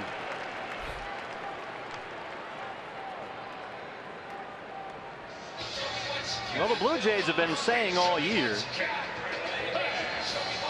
that they're not quite sure what they're going to do with Aaron Sanchez, because his future is very much up in the air in terms of this season. His innings workload, they have said all year, would have to be cut back at some point, meaning he would go to the bullpen. He pitched primarily as a reliever last year, and as a result, he threw only 92 innings. Here's Jake Lamb. Sanchez began tonight's start having thrown 118 innings this year. And their GM Ross Atkins said last week, now there's just not a whole lot of starting pitchers on the market right now they could trade for, more buyers than sellers at that position. So now they're going, well, now we're not sure if he's going to go back to the bullpen or not. He just turned 24 July 1st, so they're trying to watch his innings. 92 last year, 118 this season. Eventually you figure they're going to have to pull the plug. But he's just pitching so well. That's a really tough call. It was just remarkable. You were given the numbers earlier with the Blue Jays starting rotation as a unit. 59 quality starts this year. They've had 5 starting pitchers that they've used all season long. It's amazing, isn't it? It really is. Jay Happ's had a great year. Stroman goes tomorrow. Of course, Marco Estrada, the former Brewer, has been really good. And this kid Sanchez hasn't lost a game since April 22nd. 8-0 in his last 14 starts, and he leads this one 4-1. It's Jake Lamb to chase that curveball in the dirt.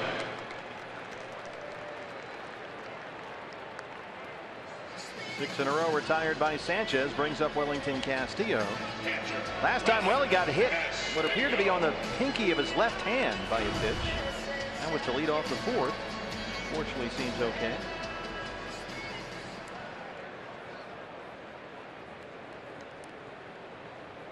We have our D-backs t-shirts on. That is BB's Beef.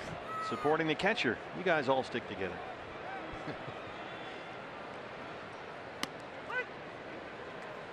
Shared experience.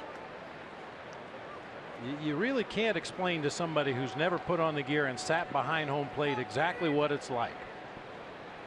But once you've done it, you can't imagine playing another position.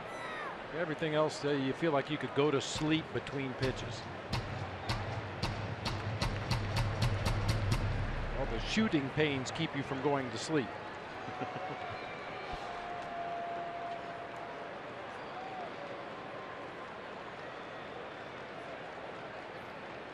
Diamondbacks offense has been kind of put to sleep by Aaron Sanchez here.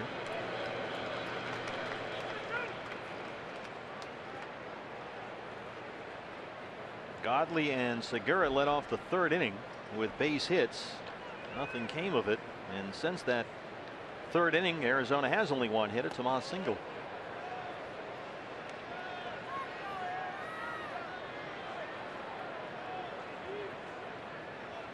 By the way, there is news from Reno where Shelby Miller is making his first start for the Aces tonight. So far, 4 scoreless innings with 7 strikeouts.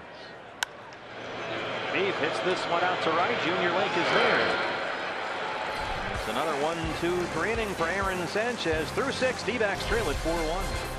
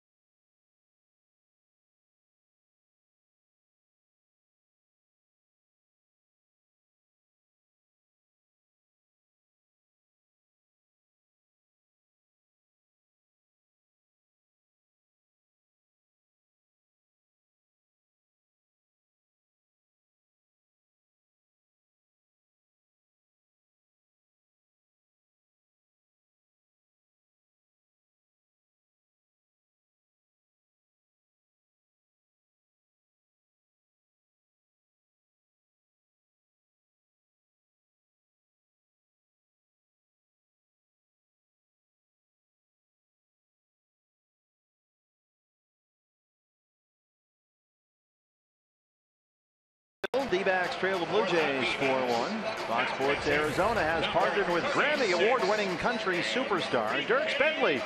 Check out our Twitter page tonight. Find out how you can win some Dierks Bentley autographed merchandise. Very nice. VIP with us here on the home run porch. Get to that in a minute. First, the new pitcher for the Diamondbacks, Enrique Burgos. A 4.61 ERA in 12 games this year. Since his latest recall from Reno, Burgos has appeared 5 times. He's given up just 1 run. And the auditions continue. Enrique Burgos, much like Silvino Bracho, trying to show the Diamondbacks organization what he can do moving forward. Well, we got a little thunder up here. Thunder and lightning back together again. Todd Walsh and Dan Marley from Grand Canyon University. How you doing? I'm doing great. Good to be in the ballpark. Enjoy listening to you guys, and I'm sitting at home on the couch. So you guys do a great job. Thanks. Well, we got a great seat tonight. What do you think of this? The home run porch. I love it. Yeah. Last time I was here, I was right over there in right field and caught a ball that bounced into the pool. From, you caught one? Oh yeah, yeah. So. You may get one out here. We don't know. I remember when that happened because I said to BB, I said, I think that was Dan Marley. Yeah. Yeah. I think we might have that on tape, actually. Here's Aaron Sanchez, the pitcher.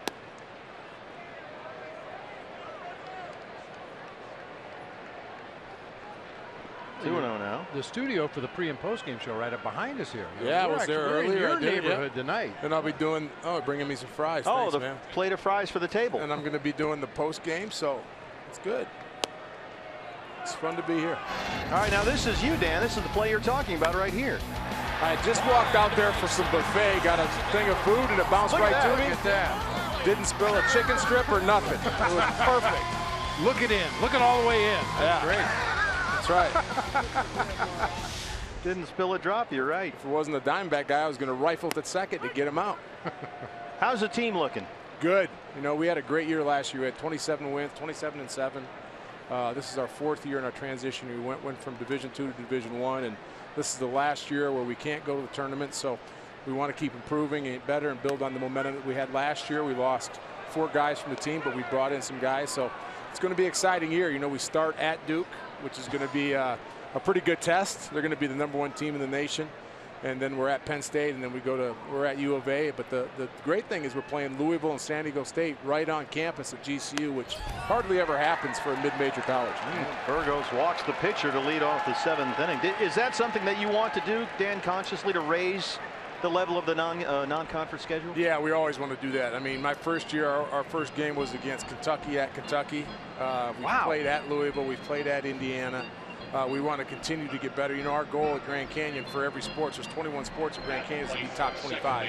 And for us to win 27 games last year in just our 3rd year in Division I is pretty exceptional. So we're well on our way. We still have a long way to go, but we got to continue to play better teams. And then our ultimate goal always is to win our conference and get to the tournament and be a perennial tournament team for the NCS. Here's Devin Travis. Do you think playing those types of games, the Dukes and everybody else like that, raises the national awareness of your program? No question. We want to recruit and get the best players out there, and that always helps. And I tell our guys all the time, if you want to be top 25, you certainly have to see how top 25 teams look and act and play. And our guys look forward to it. So we're really looking forward to playing at Arizona, at Duke, at Penn State, and then having Louisville and San Diego State right at GCU, where we sell out every night, and it's a great atmosphere. Oh, that's a great atmosphere there. Yeah, that's a fun place to go watch a ball game. That is a big-time schedule. How has it been for you? Is it everything you thought it would be? What has surprised you about your job? It's everything and more. It's 24/7, 365 days a year.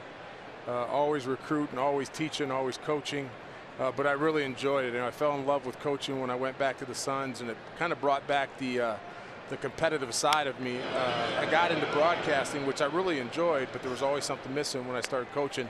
That competitive fire got into it, and then college is my first head coaching job, and just teaching these kids and practicing and helping them get better. And I love it even more than I thought. And, you know, you got to go out there and recruit, which I absolutely hate. I'm leaving tomorrow to go to Vegas and recruit for 4 straight days, but that's part of it.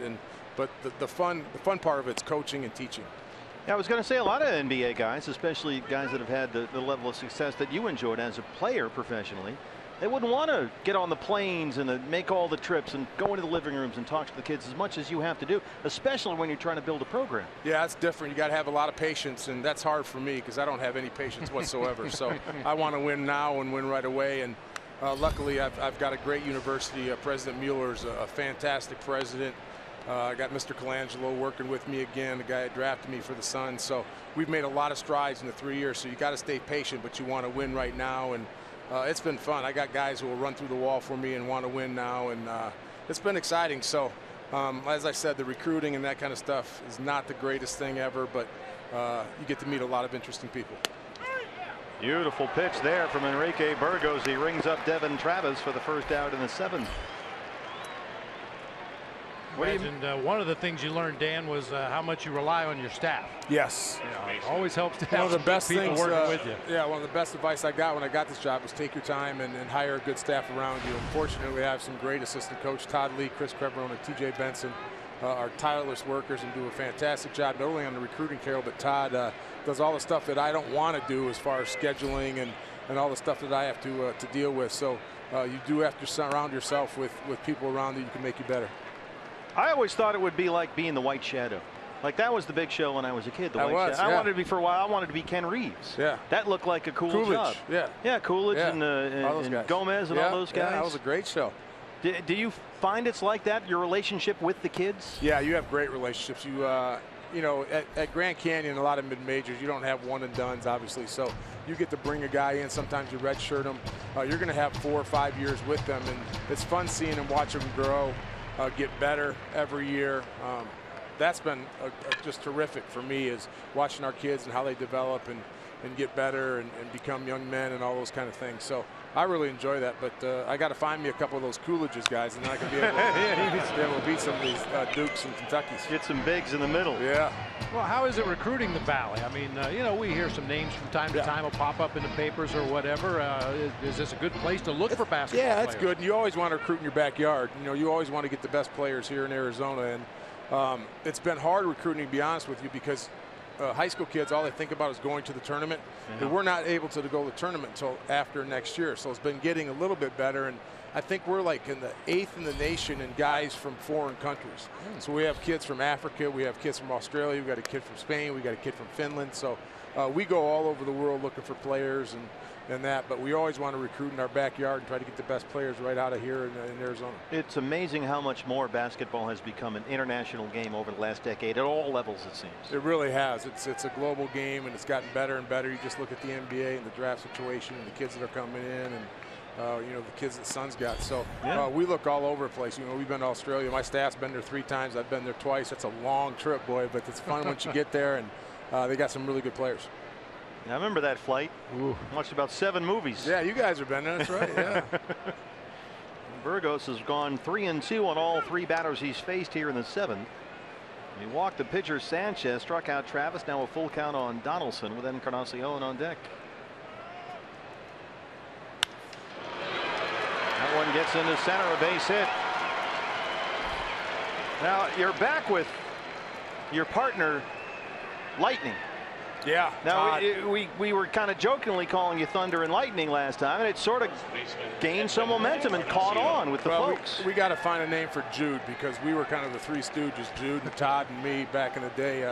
I used to remember doing broadcasts in the room in Portland after NBA playoff games, and Jude riding in the bottom of the convertible in 1993 in the parade, and us 3 did everything. I remember in layup lines, used to stop my layups and go over there and take phone calls with Jude right on the air. So things have changed a little bit, but those 2 guys have been great for me and great to me since I've been here. And you know, as a kid from Traverse City, Michigan, Northern Michigan, came here, didn't know anybody, and to find 2 guys like Jude and Todd who made you kind of feel comfortable. And I was a little shy back then. They showed me the way and how to relate with the media.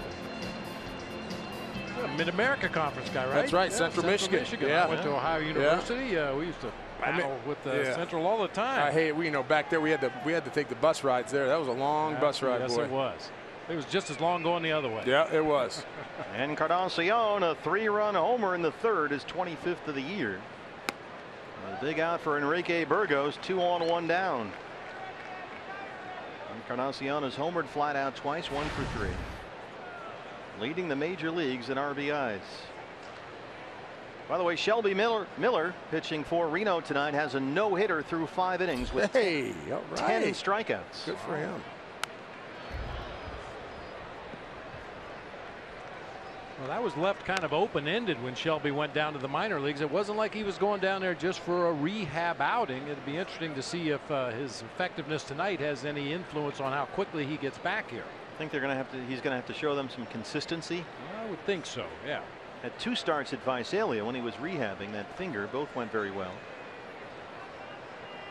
But so far for Shelby tonight, a no-hitter through 5 with 10 strikeouts. 0-2 on Encarnacion. You get out to many Diamondback games? You know, I used to come all the time. I had season tickets right down there by the on deck circle on the visitor side. And once I got back into the coaching and the recruiting, it just didn't make any sense to have those tickets anymore. So I try to get out here. But as I said, most of the time I got to catch them on TV and watch them when I can. I'm also a huge Tiger fan. I got the MLB package, so I watch as much baseball as I can. It's awesome. Always been my first sport. I played a little baseball at Central Michigan. Probably beat your Ohio Bobcats every once in a while. Now, define a little baseball. Well, I was an all-state catcher in high school, and I was going to play, and then I got hurt my freshman year. I couldn't play. I played sophomore and junior year, and then I got invited to play in the Olympics for basketball my senior year, so I took that time off. So I just played a little bit my sophomore and junior year, and played in men leagues around here, and just love it. I think it's a great sport. Big strikeout for Enrique Burgos. 2 down. Did you know he was that good a catcher, BB? No, I didn't know that. That's fascinating. Of course, I knew about the basketball history, but I wasn't aware that he used to get down in a squat back. Well, I was lucky. I had a brother who was just a year older than me that was a good pitcher. So, you know, I grew up catching him, you know, from as long as I can remember through Little League and all that stuff. And just caught him. He was a senior. I was a junior. Caught him all through high school and just really enjoyed it and got pretty good. And then once I got to college, played a little bit first base. Those knees were starting to bother me just a little bit. I was just going to ask you know about that, yeah. Watch me walk. You can understand that. All right, well, be ready because here's Michael Saunders, and he could hit it right to us here. Hit it right in the French fries. Well, let's hope not. He walked in the third, 0 for 2. Big out for Burgos to get with Sanchez, the runner at second base, and Donaldson at first.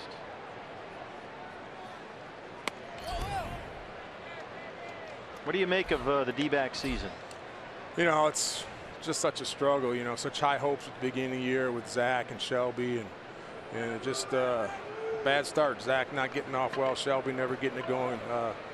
Goldie with the start that he had. AJ Pollock getting hurt. Just everything seemed to going wrong. And you know, the good thing is that with Zach getting back into form, although he's injured now, he'll be back. We hope Shelby does a good job. Patrick Corbin hasn't had the season that everybody thought he would after what he did last year. Goldie's been great. And the emergence of Lamb.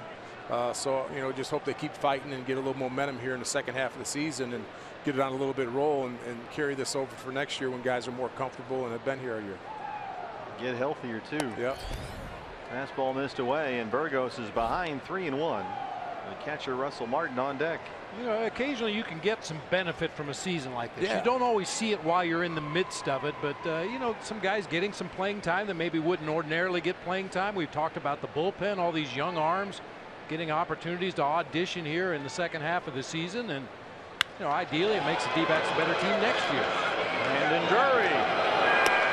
Thunder Dan Marley, Grand Canyon. I appreciate it. Thanks. Great as job. always. Yeah, you guys are great. Really good. Thank you.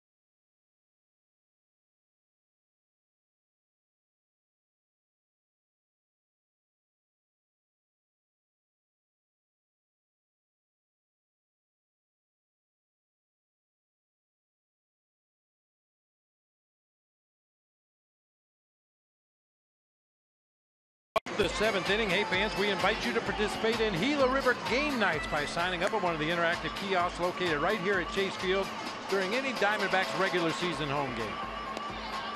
Aaron Sanchez back out there to start the bottom of the 7th inning here at Chase Field as we come to you from the home run porch right behind Kevin Pillar out here in right center. One of the best views and best seats in all of baseball, unique only to Chase Field, where you hang out right over the field of play. We are hovered over the warning track here, and we're looking for some fly balls. Maybe Brandon Drury can help us out as he starts off the D-backs 7th. They trail at 4-1. Brandon so far against Sanchez 0 for 2. He has struck out twice.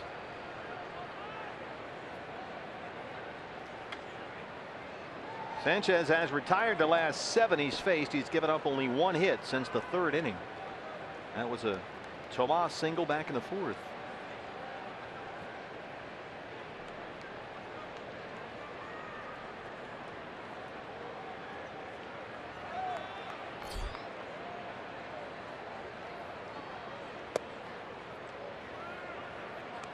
Thanks again to Dan Marley for stopping by. Boy, talk about Valley sports icons. Oh yeah, absolutely.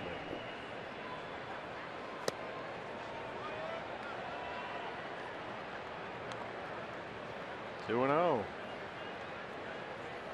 He stole your fries. Yeah, he did. I didn't want to say anything. Maybe Mike Bauer can get my fries back. There's a fly ball, deep right center. Junior Lake backing up at the wall, and it's off the wall right below us. Brandon Drury, a leadoff double. There you go. His 17th of the year. Well, we talked about it with Brandon Drury.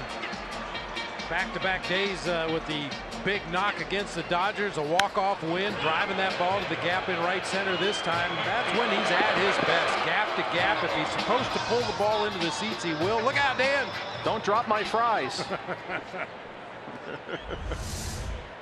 Always good to see Brandon driving that ball to that gap in right center field. Boy, counting tonight, he's now got 6 doubles and a home run in his last 11 games. Here's Tomas, who's 2 for 2. Swings to the first pitch, fouls it back, 0-1. Yasmani's got to get it going here. He's hit since May 16th, which was the last time his batting average was over 300. Since May 16th, he's hit 206. That's a 44-game stretch of 206. Now 0-2.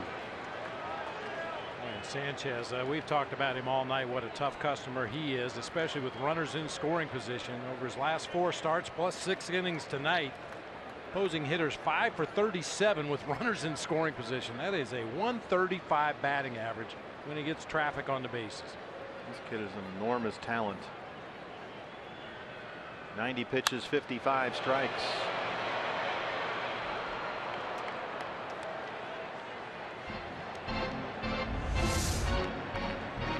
Look, it's just, he finished all of them. Crushing. Mike Bauer, absolutely no help. That was a moment ago.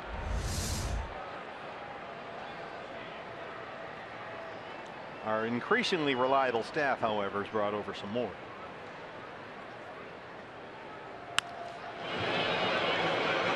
Tulowitzki, tough play. Drury has to stay put, 1 away. There they are. And this is what you get here in the home run porch. Look at these seats. Let's get our director, Phil the Iron Horse Malika, to just kind of get a wider shot. We are hanging out right over the home run porch. There's the warning track right there. Dan Ma, he's going to look. He's going to do it again. Grab the rest of the fries. Really? Dude, really? A plate of fries for the table. Nick Ahmed.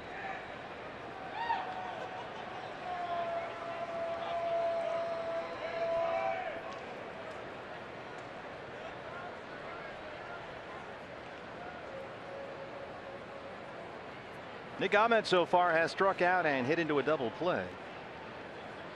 Brandon Drury at second, 1 out. Diamondbacks trailing 4-1.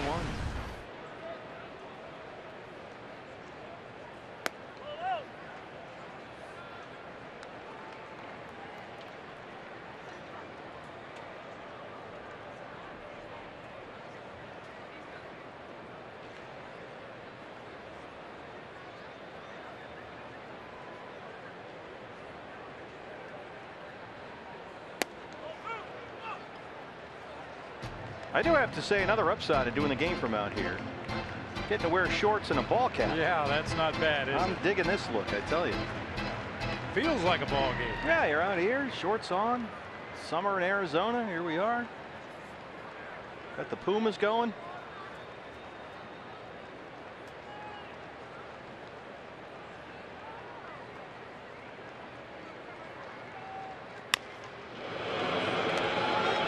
Donaldson on the short hop. Brandon has to stay put at second.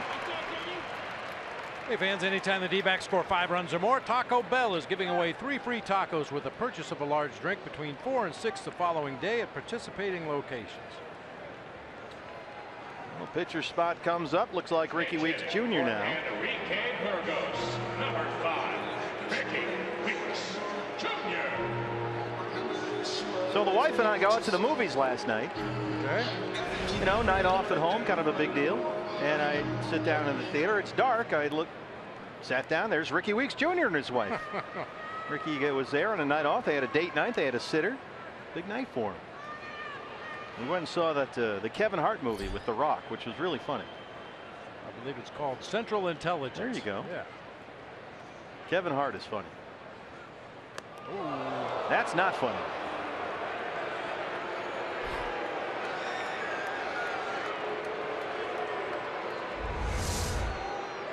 Certainly the Diamondbacks will take the base runner. Hopefully Ricky Weeks okay. Catches him on the back of that left elbow.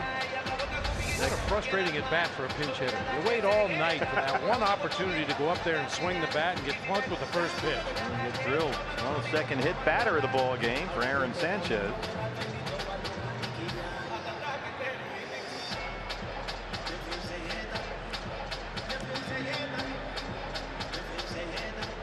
Dean Johnson, the bullpen coach, is out there. And where Pete Walker is. Pete Walker's the pitching coach. Now batting, second base. A chance for Segura. 2 on and 2 out. Gene, a couple of hits, both singles. He's 2 for 3. He's got Drury at second and Weeks Jr. at first.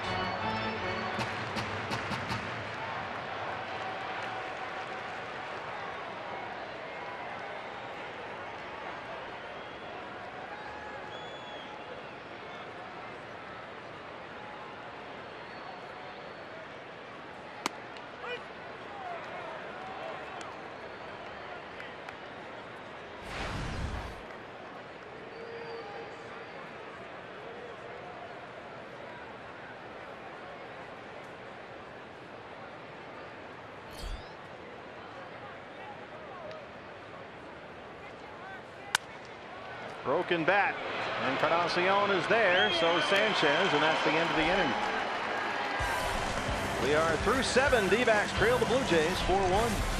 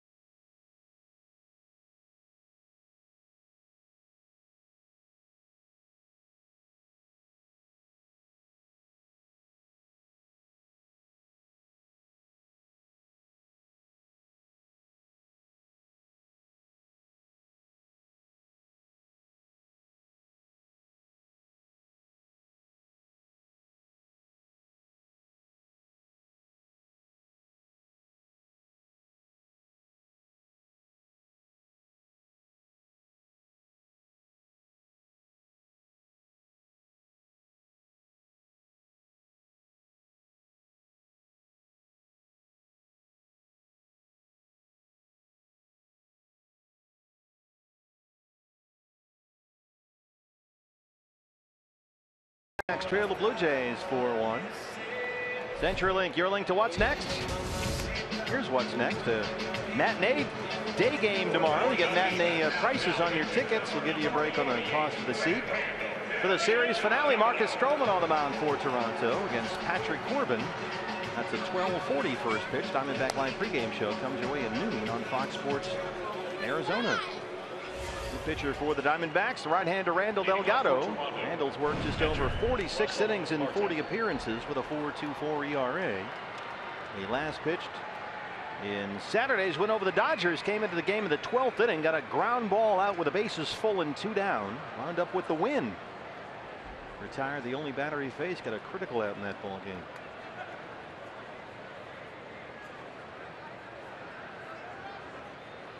Russell Martin, the catcher, leads off the Toronto 8th.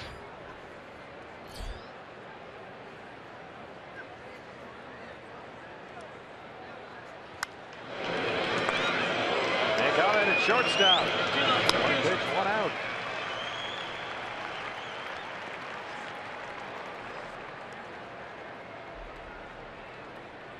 Shortstop. Here's Troy Tulowitzki. Tulo singled his last time up, 1 for 3.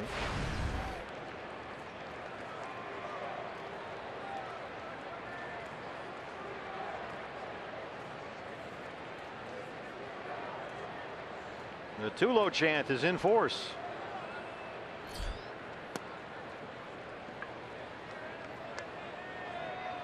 Is it Tulo A in Toronto? You had a look on your face. I knew you had something over there.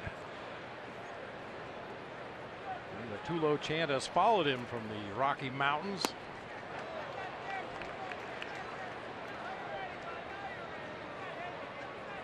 Tulo, of course, had that long history of leg problems in Denver. That followed him as well. He missed 20 games and he went down at the end of May with a right quad strain. Came back June 18th, but since he's been back, he's hit .304. 23 RBIs in his last 23 games. And come in one more time. 2 ground ball outs for Delgado. Hey fans, take advantage of the $1 hot dogs for all Tuesday games in August. Available at any doubleheaders location around the ballpark. For tickets, visit dbacks.com. Are you kidding me? $1 hot dogs every Tuesday in August. I know where you'll be. Well, you have to work, so. But you can enjoy $1 hot dogs. Sometimes reliable staff. The guy can't even keep a plate of French fries here, so I'm losing faith in him. Kevin Pillar. I ordered a plate of fries for the table. That's what you do. By the way, we owe big thank yous since we're out here. Our crew, the Fox Sports Arizona crew, did a tremendous job in getting this site ready for us. I mean, we joke around, but these guys were out here with the roof open all day long. It was about 190. And it takes a lot of work to set all this stuff up, the electric and the wiring and the lights and the microphones and the TV monitors here and everything. So it took a long time. And Didi and Dennis were outstanding, 2 of the best in the business. Dennis started the Dennis Lamb Show. So many people. There's our somewhat reliable staff led by Scott Geyer. But boy, Didi Hill and Dennis Lamb outstanding. Now, they do a great job every day, but we asked them to go a little above and beyond today. As you said, it was scalding hot out here, and they got this all set up for us. Home away from home. Fred Dominigoni and audio was outstanding. Robert, our server, thanks to her, she found some fries, 2 plates in fact. Dean Segura, the bare hand play. 3 ground ball outs for Randall Delgado. Get him a plate of fries for the table. Segura, the bare hander. Diamondbacks trail it by 3.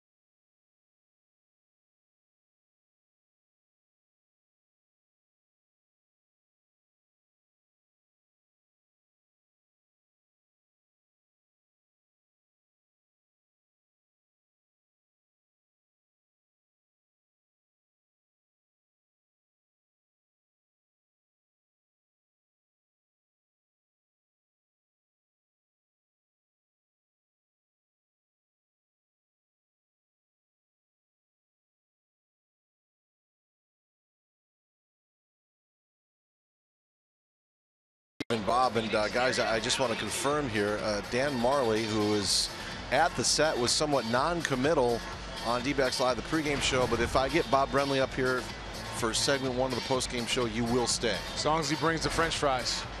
Okay. I'll be here. Oh, you're gonna help? Allegedly. All right.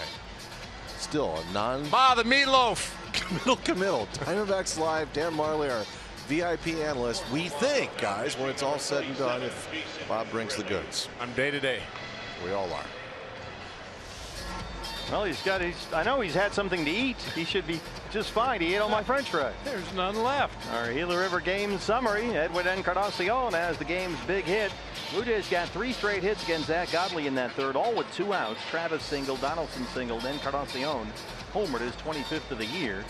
And that's pretty much been it. Aaron Sanchez has been outstanding, but his night has ended right here. Jason Grilli is on from the Blue Jay bullpen, but before he can get going, they got a, what do they call it? Stamp? Yep.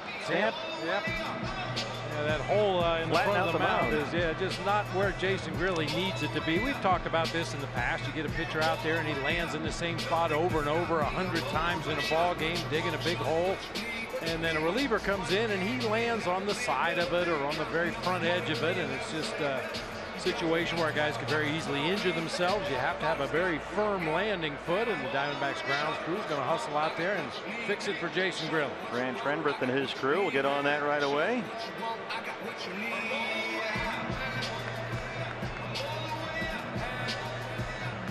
Teal Tuesday socks on the grounds crew. That is a good look. Wow. Well, again, our thank yous to our Fox Sports Arizona crew while we have a moment for setting up our broadcast position here from the home run porch out here in right center. Cooper Lane, David Tyus did a tremendous job. Of course, thanks to Brian Hogan and Craig Ritchie at Fox Sports Arizona. Our whole crew is out here all day long working on this, about as hard as these guys are working right now, even harder. So it's a lot of fun to be up there. We haven't had anything. We had one ball sort of hit off the wall in right center. That was about it. Came close down by the pool area there, just to our left and below us. But here we are. Oh, there's the camera. Hey, here we are. This is the best seat in the house, one of them anyway, and it's really the most unique seat in all of baseball. And the best thing about sitting out here, in addition to the view, which is spectacular, you're literally hanging right over the warning track, so you're sitting almost in the field of play. But the best thing is, if you want to sit here, you can buy a package of 4 tickets, and it's all inclusive. You get food and beverage service. You get a special parking pass. They take care of you. What is this? It's Robin who's back here. Churro dog. Now, did you order that? No, I think that's yours. You just ate one of the giant triple play sundaes on Sunday. I'm still full. We'll split that, Robin. Unless Marley gets down here. Yeah, well, Keith, don't tell Dan Marley about this. Please. Because it'll be gone in 2 seconds. Yeah, I'm going to put it right there. Oh, that's awesome. Thank you. But this is the kind of VIP service that you get up here in the home run porch. So contact the Diamondbacks ticket office, dbacks.com/tickets. Food, parking, this great counter. You got a 20-inch HD TV there. You can watch the replays of all the games. Dan Marley might come by and steal your food. Yeah, take all your food. You better eat that churro dog quickly before he sees it down. Yeah, I know. But the best part is the view. You really do feel like you're playing in the outfield because you're hanging over the field. I'm not sure there's another seat in the big leagues, frankly, where you're over the field of play like this. I don't think so.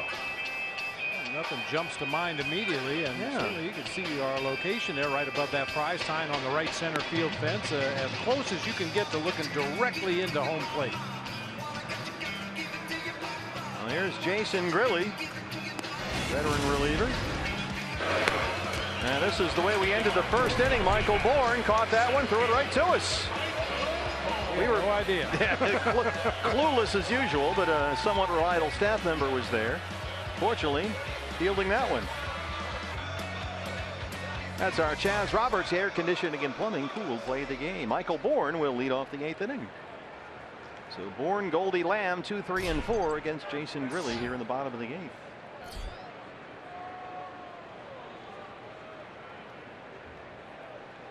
That churro dog's just sitting there. It's calling you. Taunting. Bourne so far 0 for 3.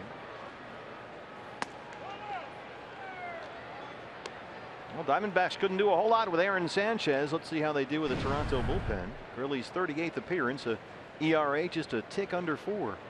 Yeah, this is one of those nights. ABS, anybody but Sanchez. You'll take your chances with Jason Gurley or anybody else out of that Blue Jays bullpen. Sanchez was on top of his game tonight. 1-1.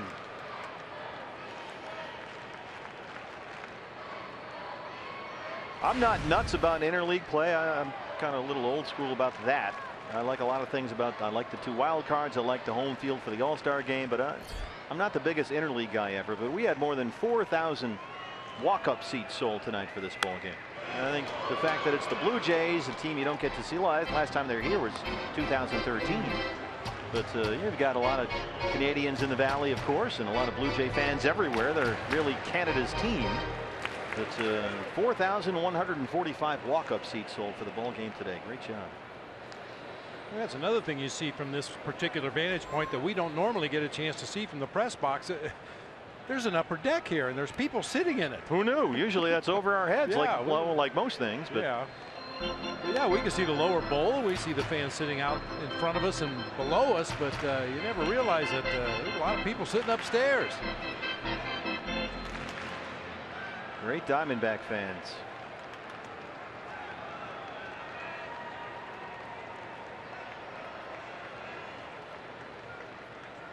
Two and 2 on Michael Bourne.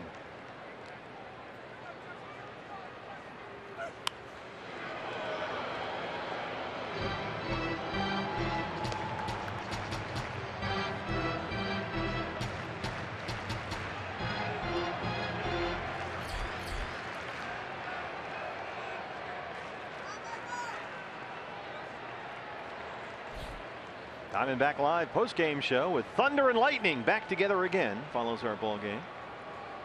Thunder Dan Martley and Lightning Todd Walsh. Todd was walking around here earlier handing out your A&W root beer barrels. Yeah. Was that, do you have authorization to do that? I think he's just winging it, freelancing.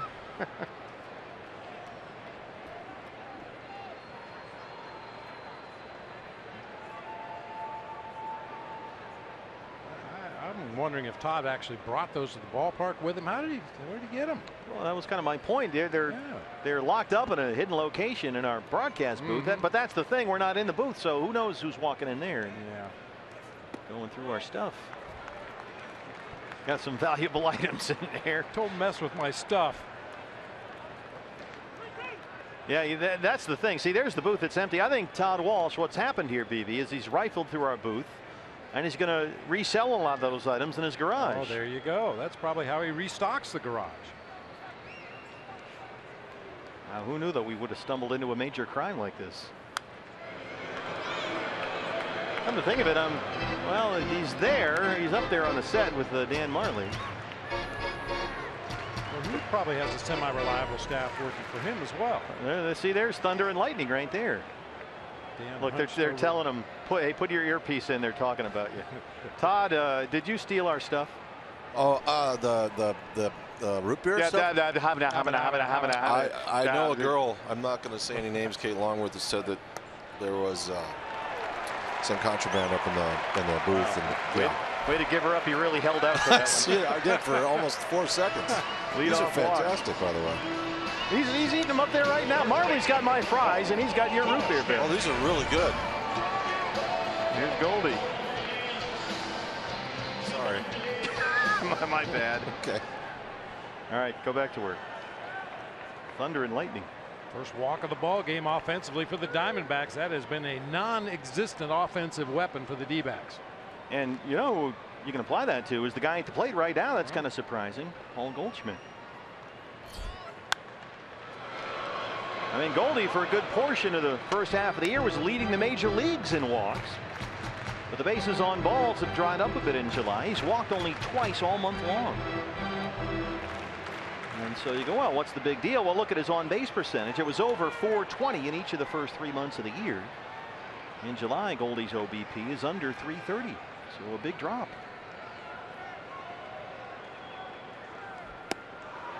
Now 0-2. Yeah, I think some of it is Goldie's been much more aggressive early in counts, and I think that's part of the adjustments you go through over the course of a major league season. Everybody knows Paul Goldschmidt and his reputation, and teams pitch him very carefully. He's always been very patient. He will take his walks, but as the team has needed some more offense from the middle of the lineup, he's been a lot more aggressive, attacking those early strikes. Well, that's the way you want him, that's for sure.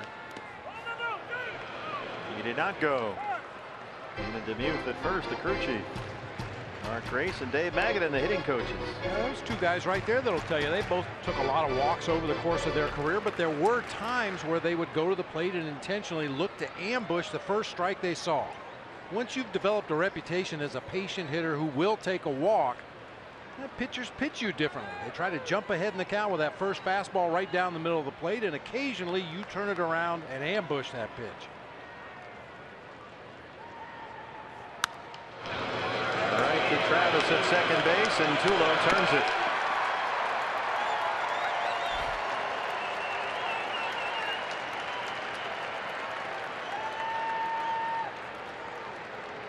It's 4 ground ball outs tonight for Goldie. Third baseman. Jake Lamb 0 for 3. Jake's hit safely in 5 straight games, 13 of his last 14. During that span, he's hitting .408, but hitless so far tonight.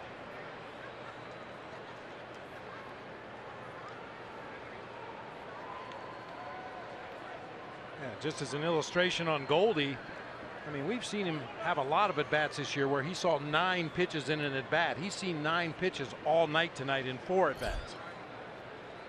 He's knocked in the Diamondbacks' only run with an RBI ground out in the first.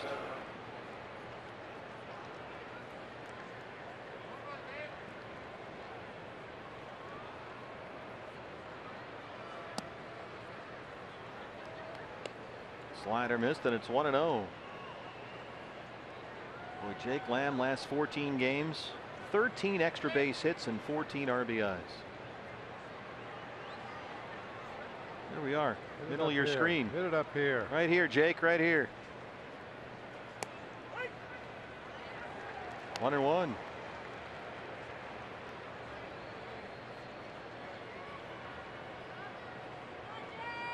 Chris Bryant and Nolan Arenado, the only National League third baseman with more home runs than Jake Lamb. Only Arenado has more RBIs.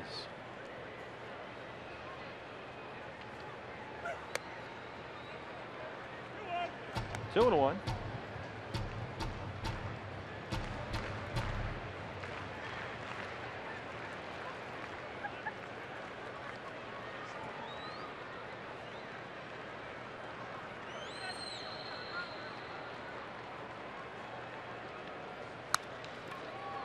On the ground to second for Travis.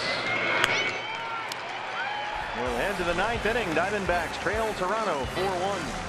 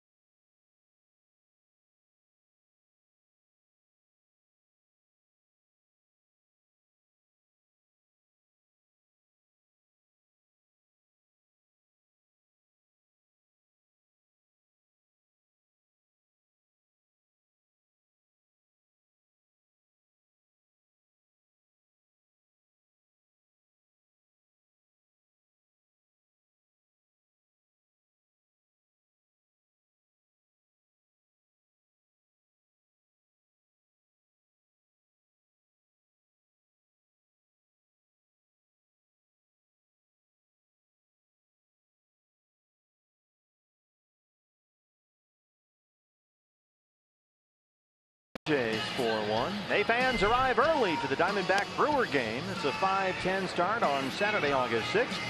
And you'll be able to pick up the Zack Greinke bobblehead. It's courtesy of Safelite Auto Glass. Zack Greinke bobblehead night coming up Saturday, August 6th. Get your tickets at dbacks.com. It's against one of Zack's former teams, the Milwaukee Brewers. New pitcher for the D-backs, the right-hander Dominic Leone. 7.5 ERA in 6 appearances this year. And he's made 3 outings since his latest recall from AAA Reno. But had a rough time of it Friday against the Dodgers. He faced just 5 batters, gave up 4 hits and a run.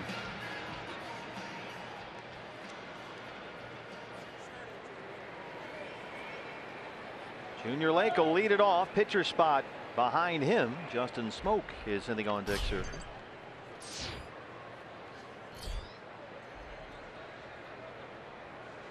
Greg Gibson, the plate umpire. Boy, he's all over these guys for Gley. Tuck your shirt in there. This is the big leagues. Doug Harvey would be proud. Doug Harvey was a long-time major league umpire with that silvery gray hair. Sure. Players referred to him as God, lovingly as God. He saw everything. First pitch on the ground to shortstop for Abed. Tuck your shirt in. Your belt's loose. Your necklace is hanging out. Everything would be perfect before Doug Harvey would allow the game to proceed.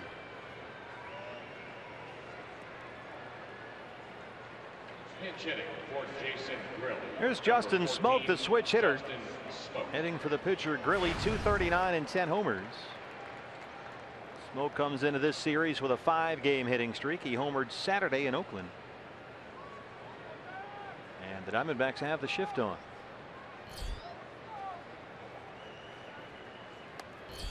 Zoom ball, 95, and it's 1-0. Justin Smoak just got a new contract, an extension to stay in Toronto. 2 years, $8.5 million for the next 2 seasons. Left-hand side is his power side for the switch hitter. He's got 9 of his 10 home runs as a left-hand batter. That's in there for a strike.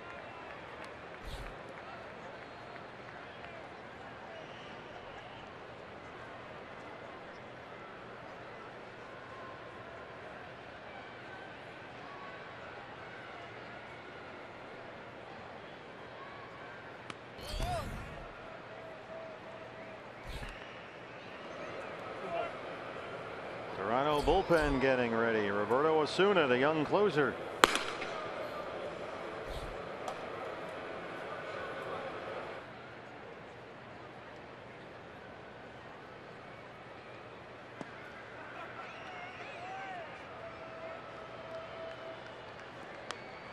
A little reminder there from Wellington Castillo to Dominic Leone to get on top of the ball. That time he got around the side of that sinker just a little bit. Wellington back there working on that left hand after getting hit by a pitch earlier in the ball game, and then you miscatch one in the bad part of the mitt. That's just going to aggravate it.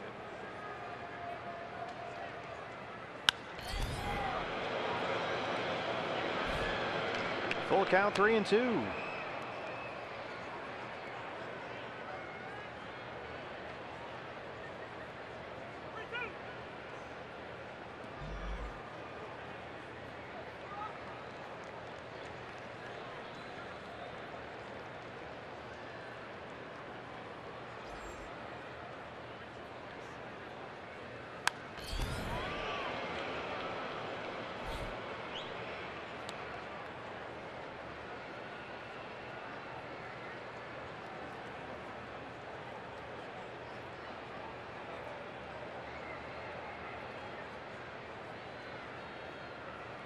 Good range, young man.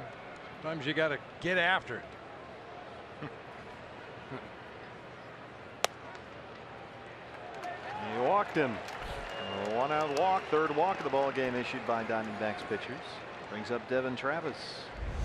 Might have caught the top of the strike zone there. Most umpires aren't going to give you a high cutter or high breaking ball. That one right at the very top of the zone, and he does not get the call.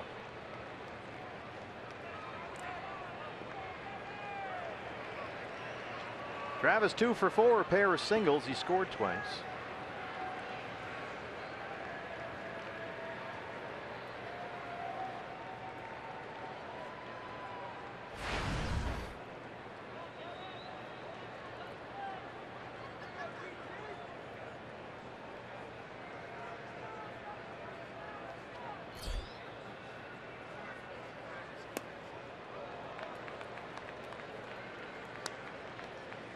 Diamondbacks in the home half will have Castillo, Drury, Tomas, 5, 6, and 7.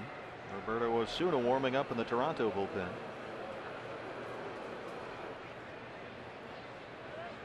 And that one gets away.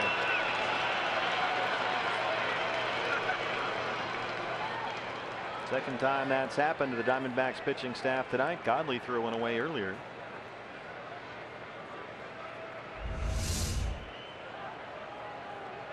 Another one back into the runner. Goldie couldn't quite reach across far enough to get it. This is something like you'd see in a youth league game where they try to pick every runner off base and continue to throw to the bases until they either pick the guy off or throw it down the right field line. Well, so far tonight it's been the latter both times.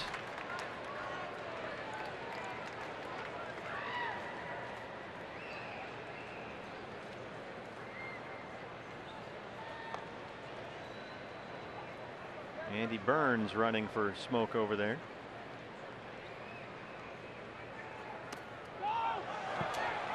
And that one's behind Castillo, and Burns is in at third.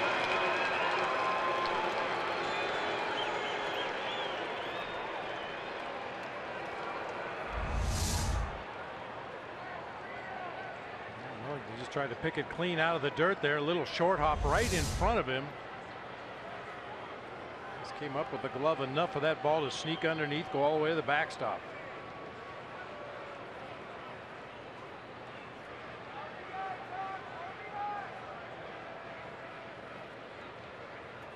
One and one on Devin Travis. 2 balls and a strike.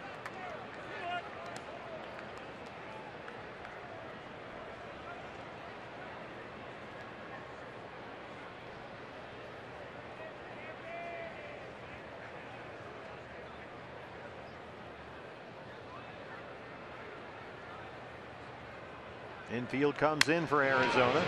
There's the ground ball and a tough play. Goldie. Leone almost went into him. Yes, he applied the tag, says Dana DeMuth. And Burns comes across with a 5th Toronto run. Well, we had thoughts about going to home right there. Leone ducked out of the way and was still looking toward the plate, expecting a play there. But I think Goldie made the right choice right there. Burns got a pretty good jump on that ball. Fortunate just to get the out at first base here after misfiring to home. Goldie able to get back into the baseline far enough to apply the tag for the out. With the extra bases given to Andy Burns, the pinch runner results in the 5th Blue Jay run. And now here's Josh Donaldson.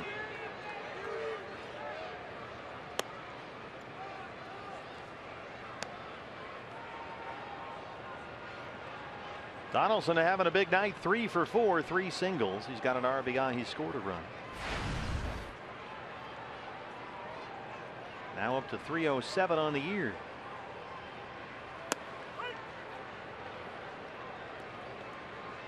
Well, it's almost impossible to keep this guy off the bases. In his last 44 games since May 27th, Josh Donaldson's on base percentage is .490.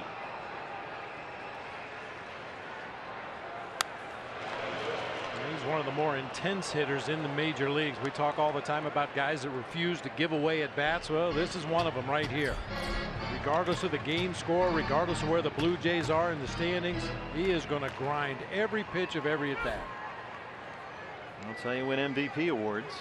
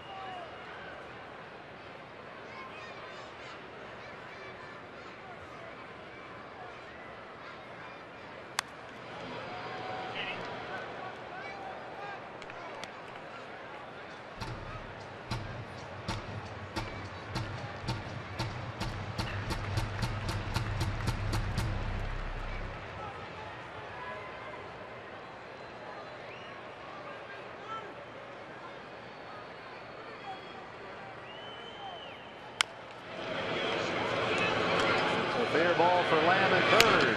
Goldie, did he get the tag on the hip? Yes, he did, said Dana Demuth. And Leon's out of the inning. Blue Jays add a run. Diamondbacks down 4, bottom 9 coming up.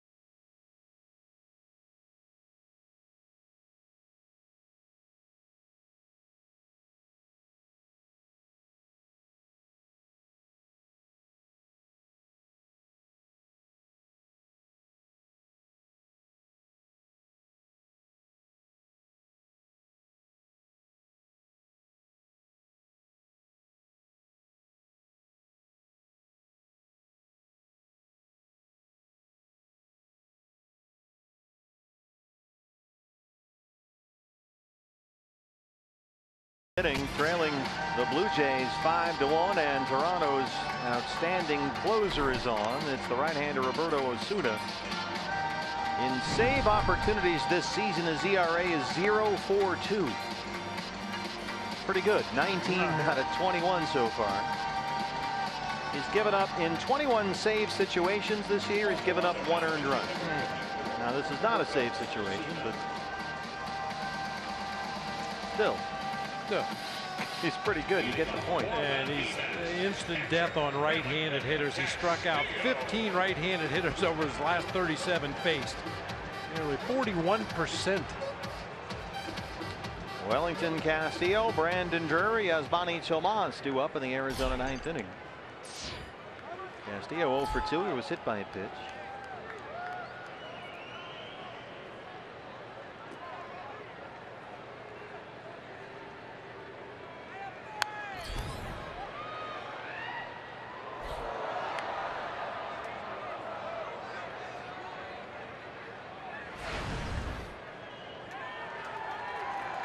Shelby Miller's no-hitter is over. He gave up a base hit starting tonight for Reno with 1 out in the 6th inning. And has just given up a 3-run homer as well. Travis catches that one on the fly, 1 away.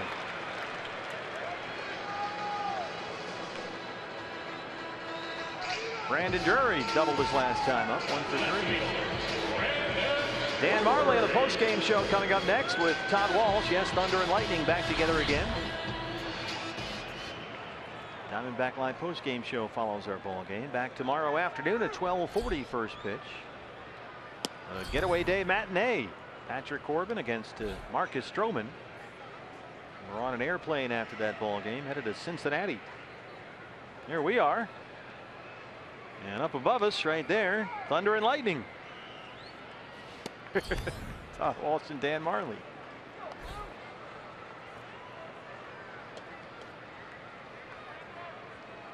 Two 2-0 on Brandon Drury.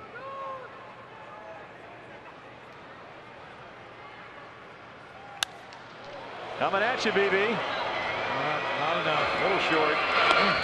Alar runs it down 2 away. Good line, wrong club. Right fielder. Yasmani Tomas, a double and a single. He's 2 for 3.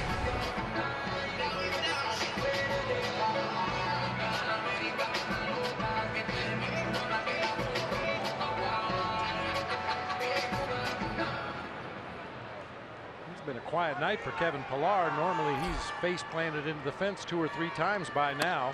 Made a spectacular catch against the Diamondbacks at the Rogers Center last month. Yep. He's right in front of us here in center field. One of the best in the business.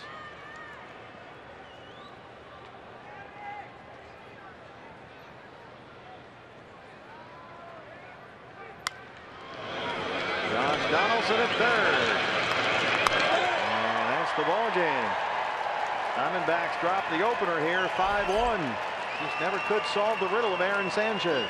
Well, they're not alone in that. Aaron Sanchez, one of the best pitchers in the game right now, and on top of his game, everything working well for him. His command was fantastic tonight.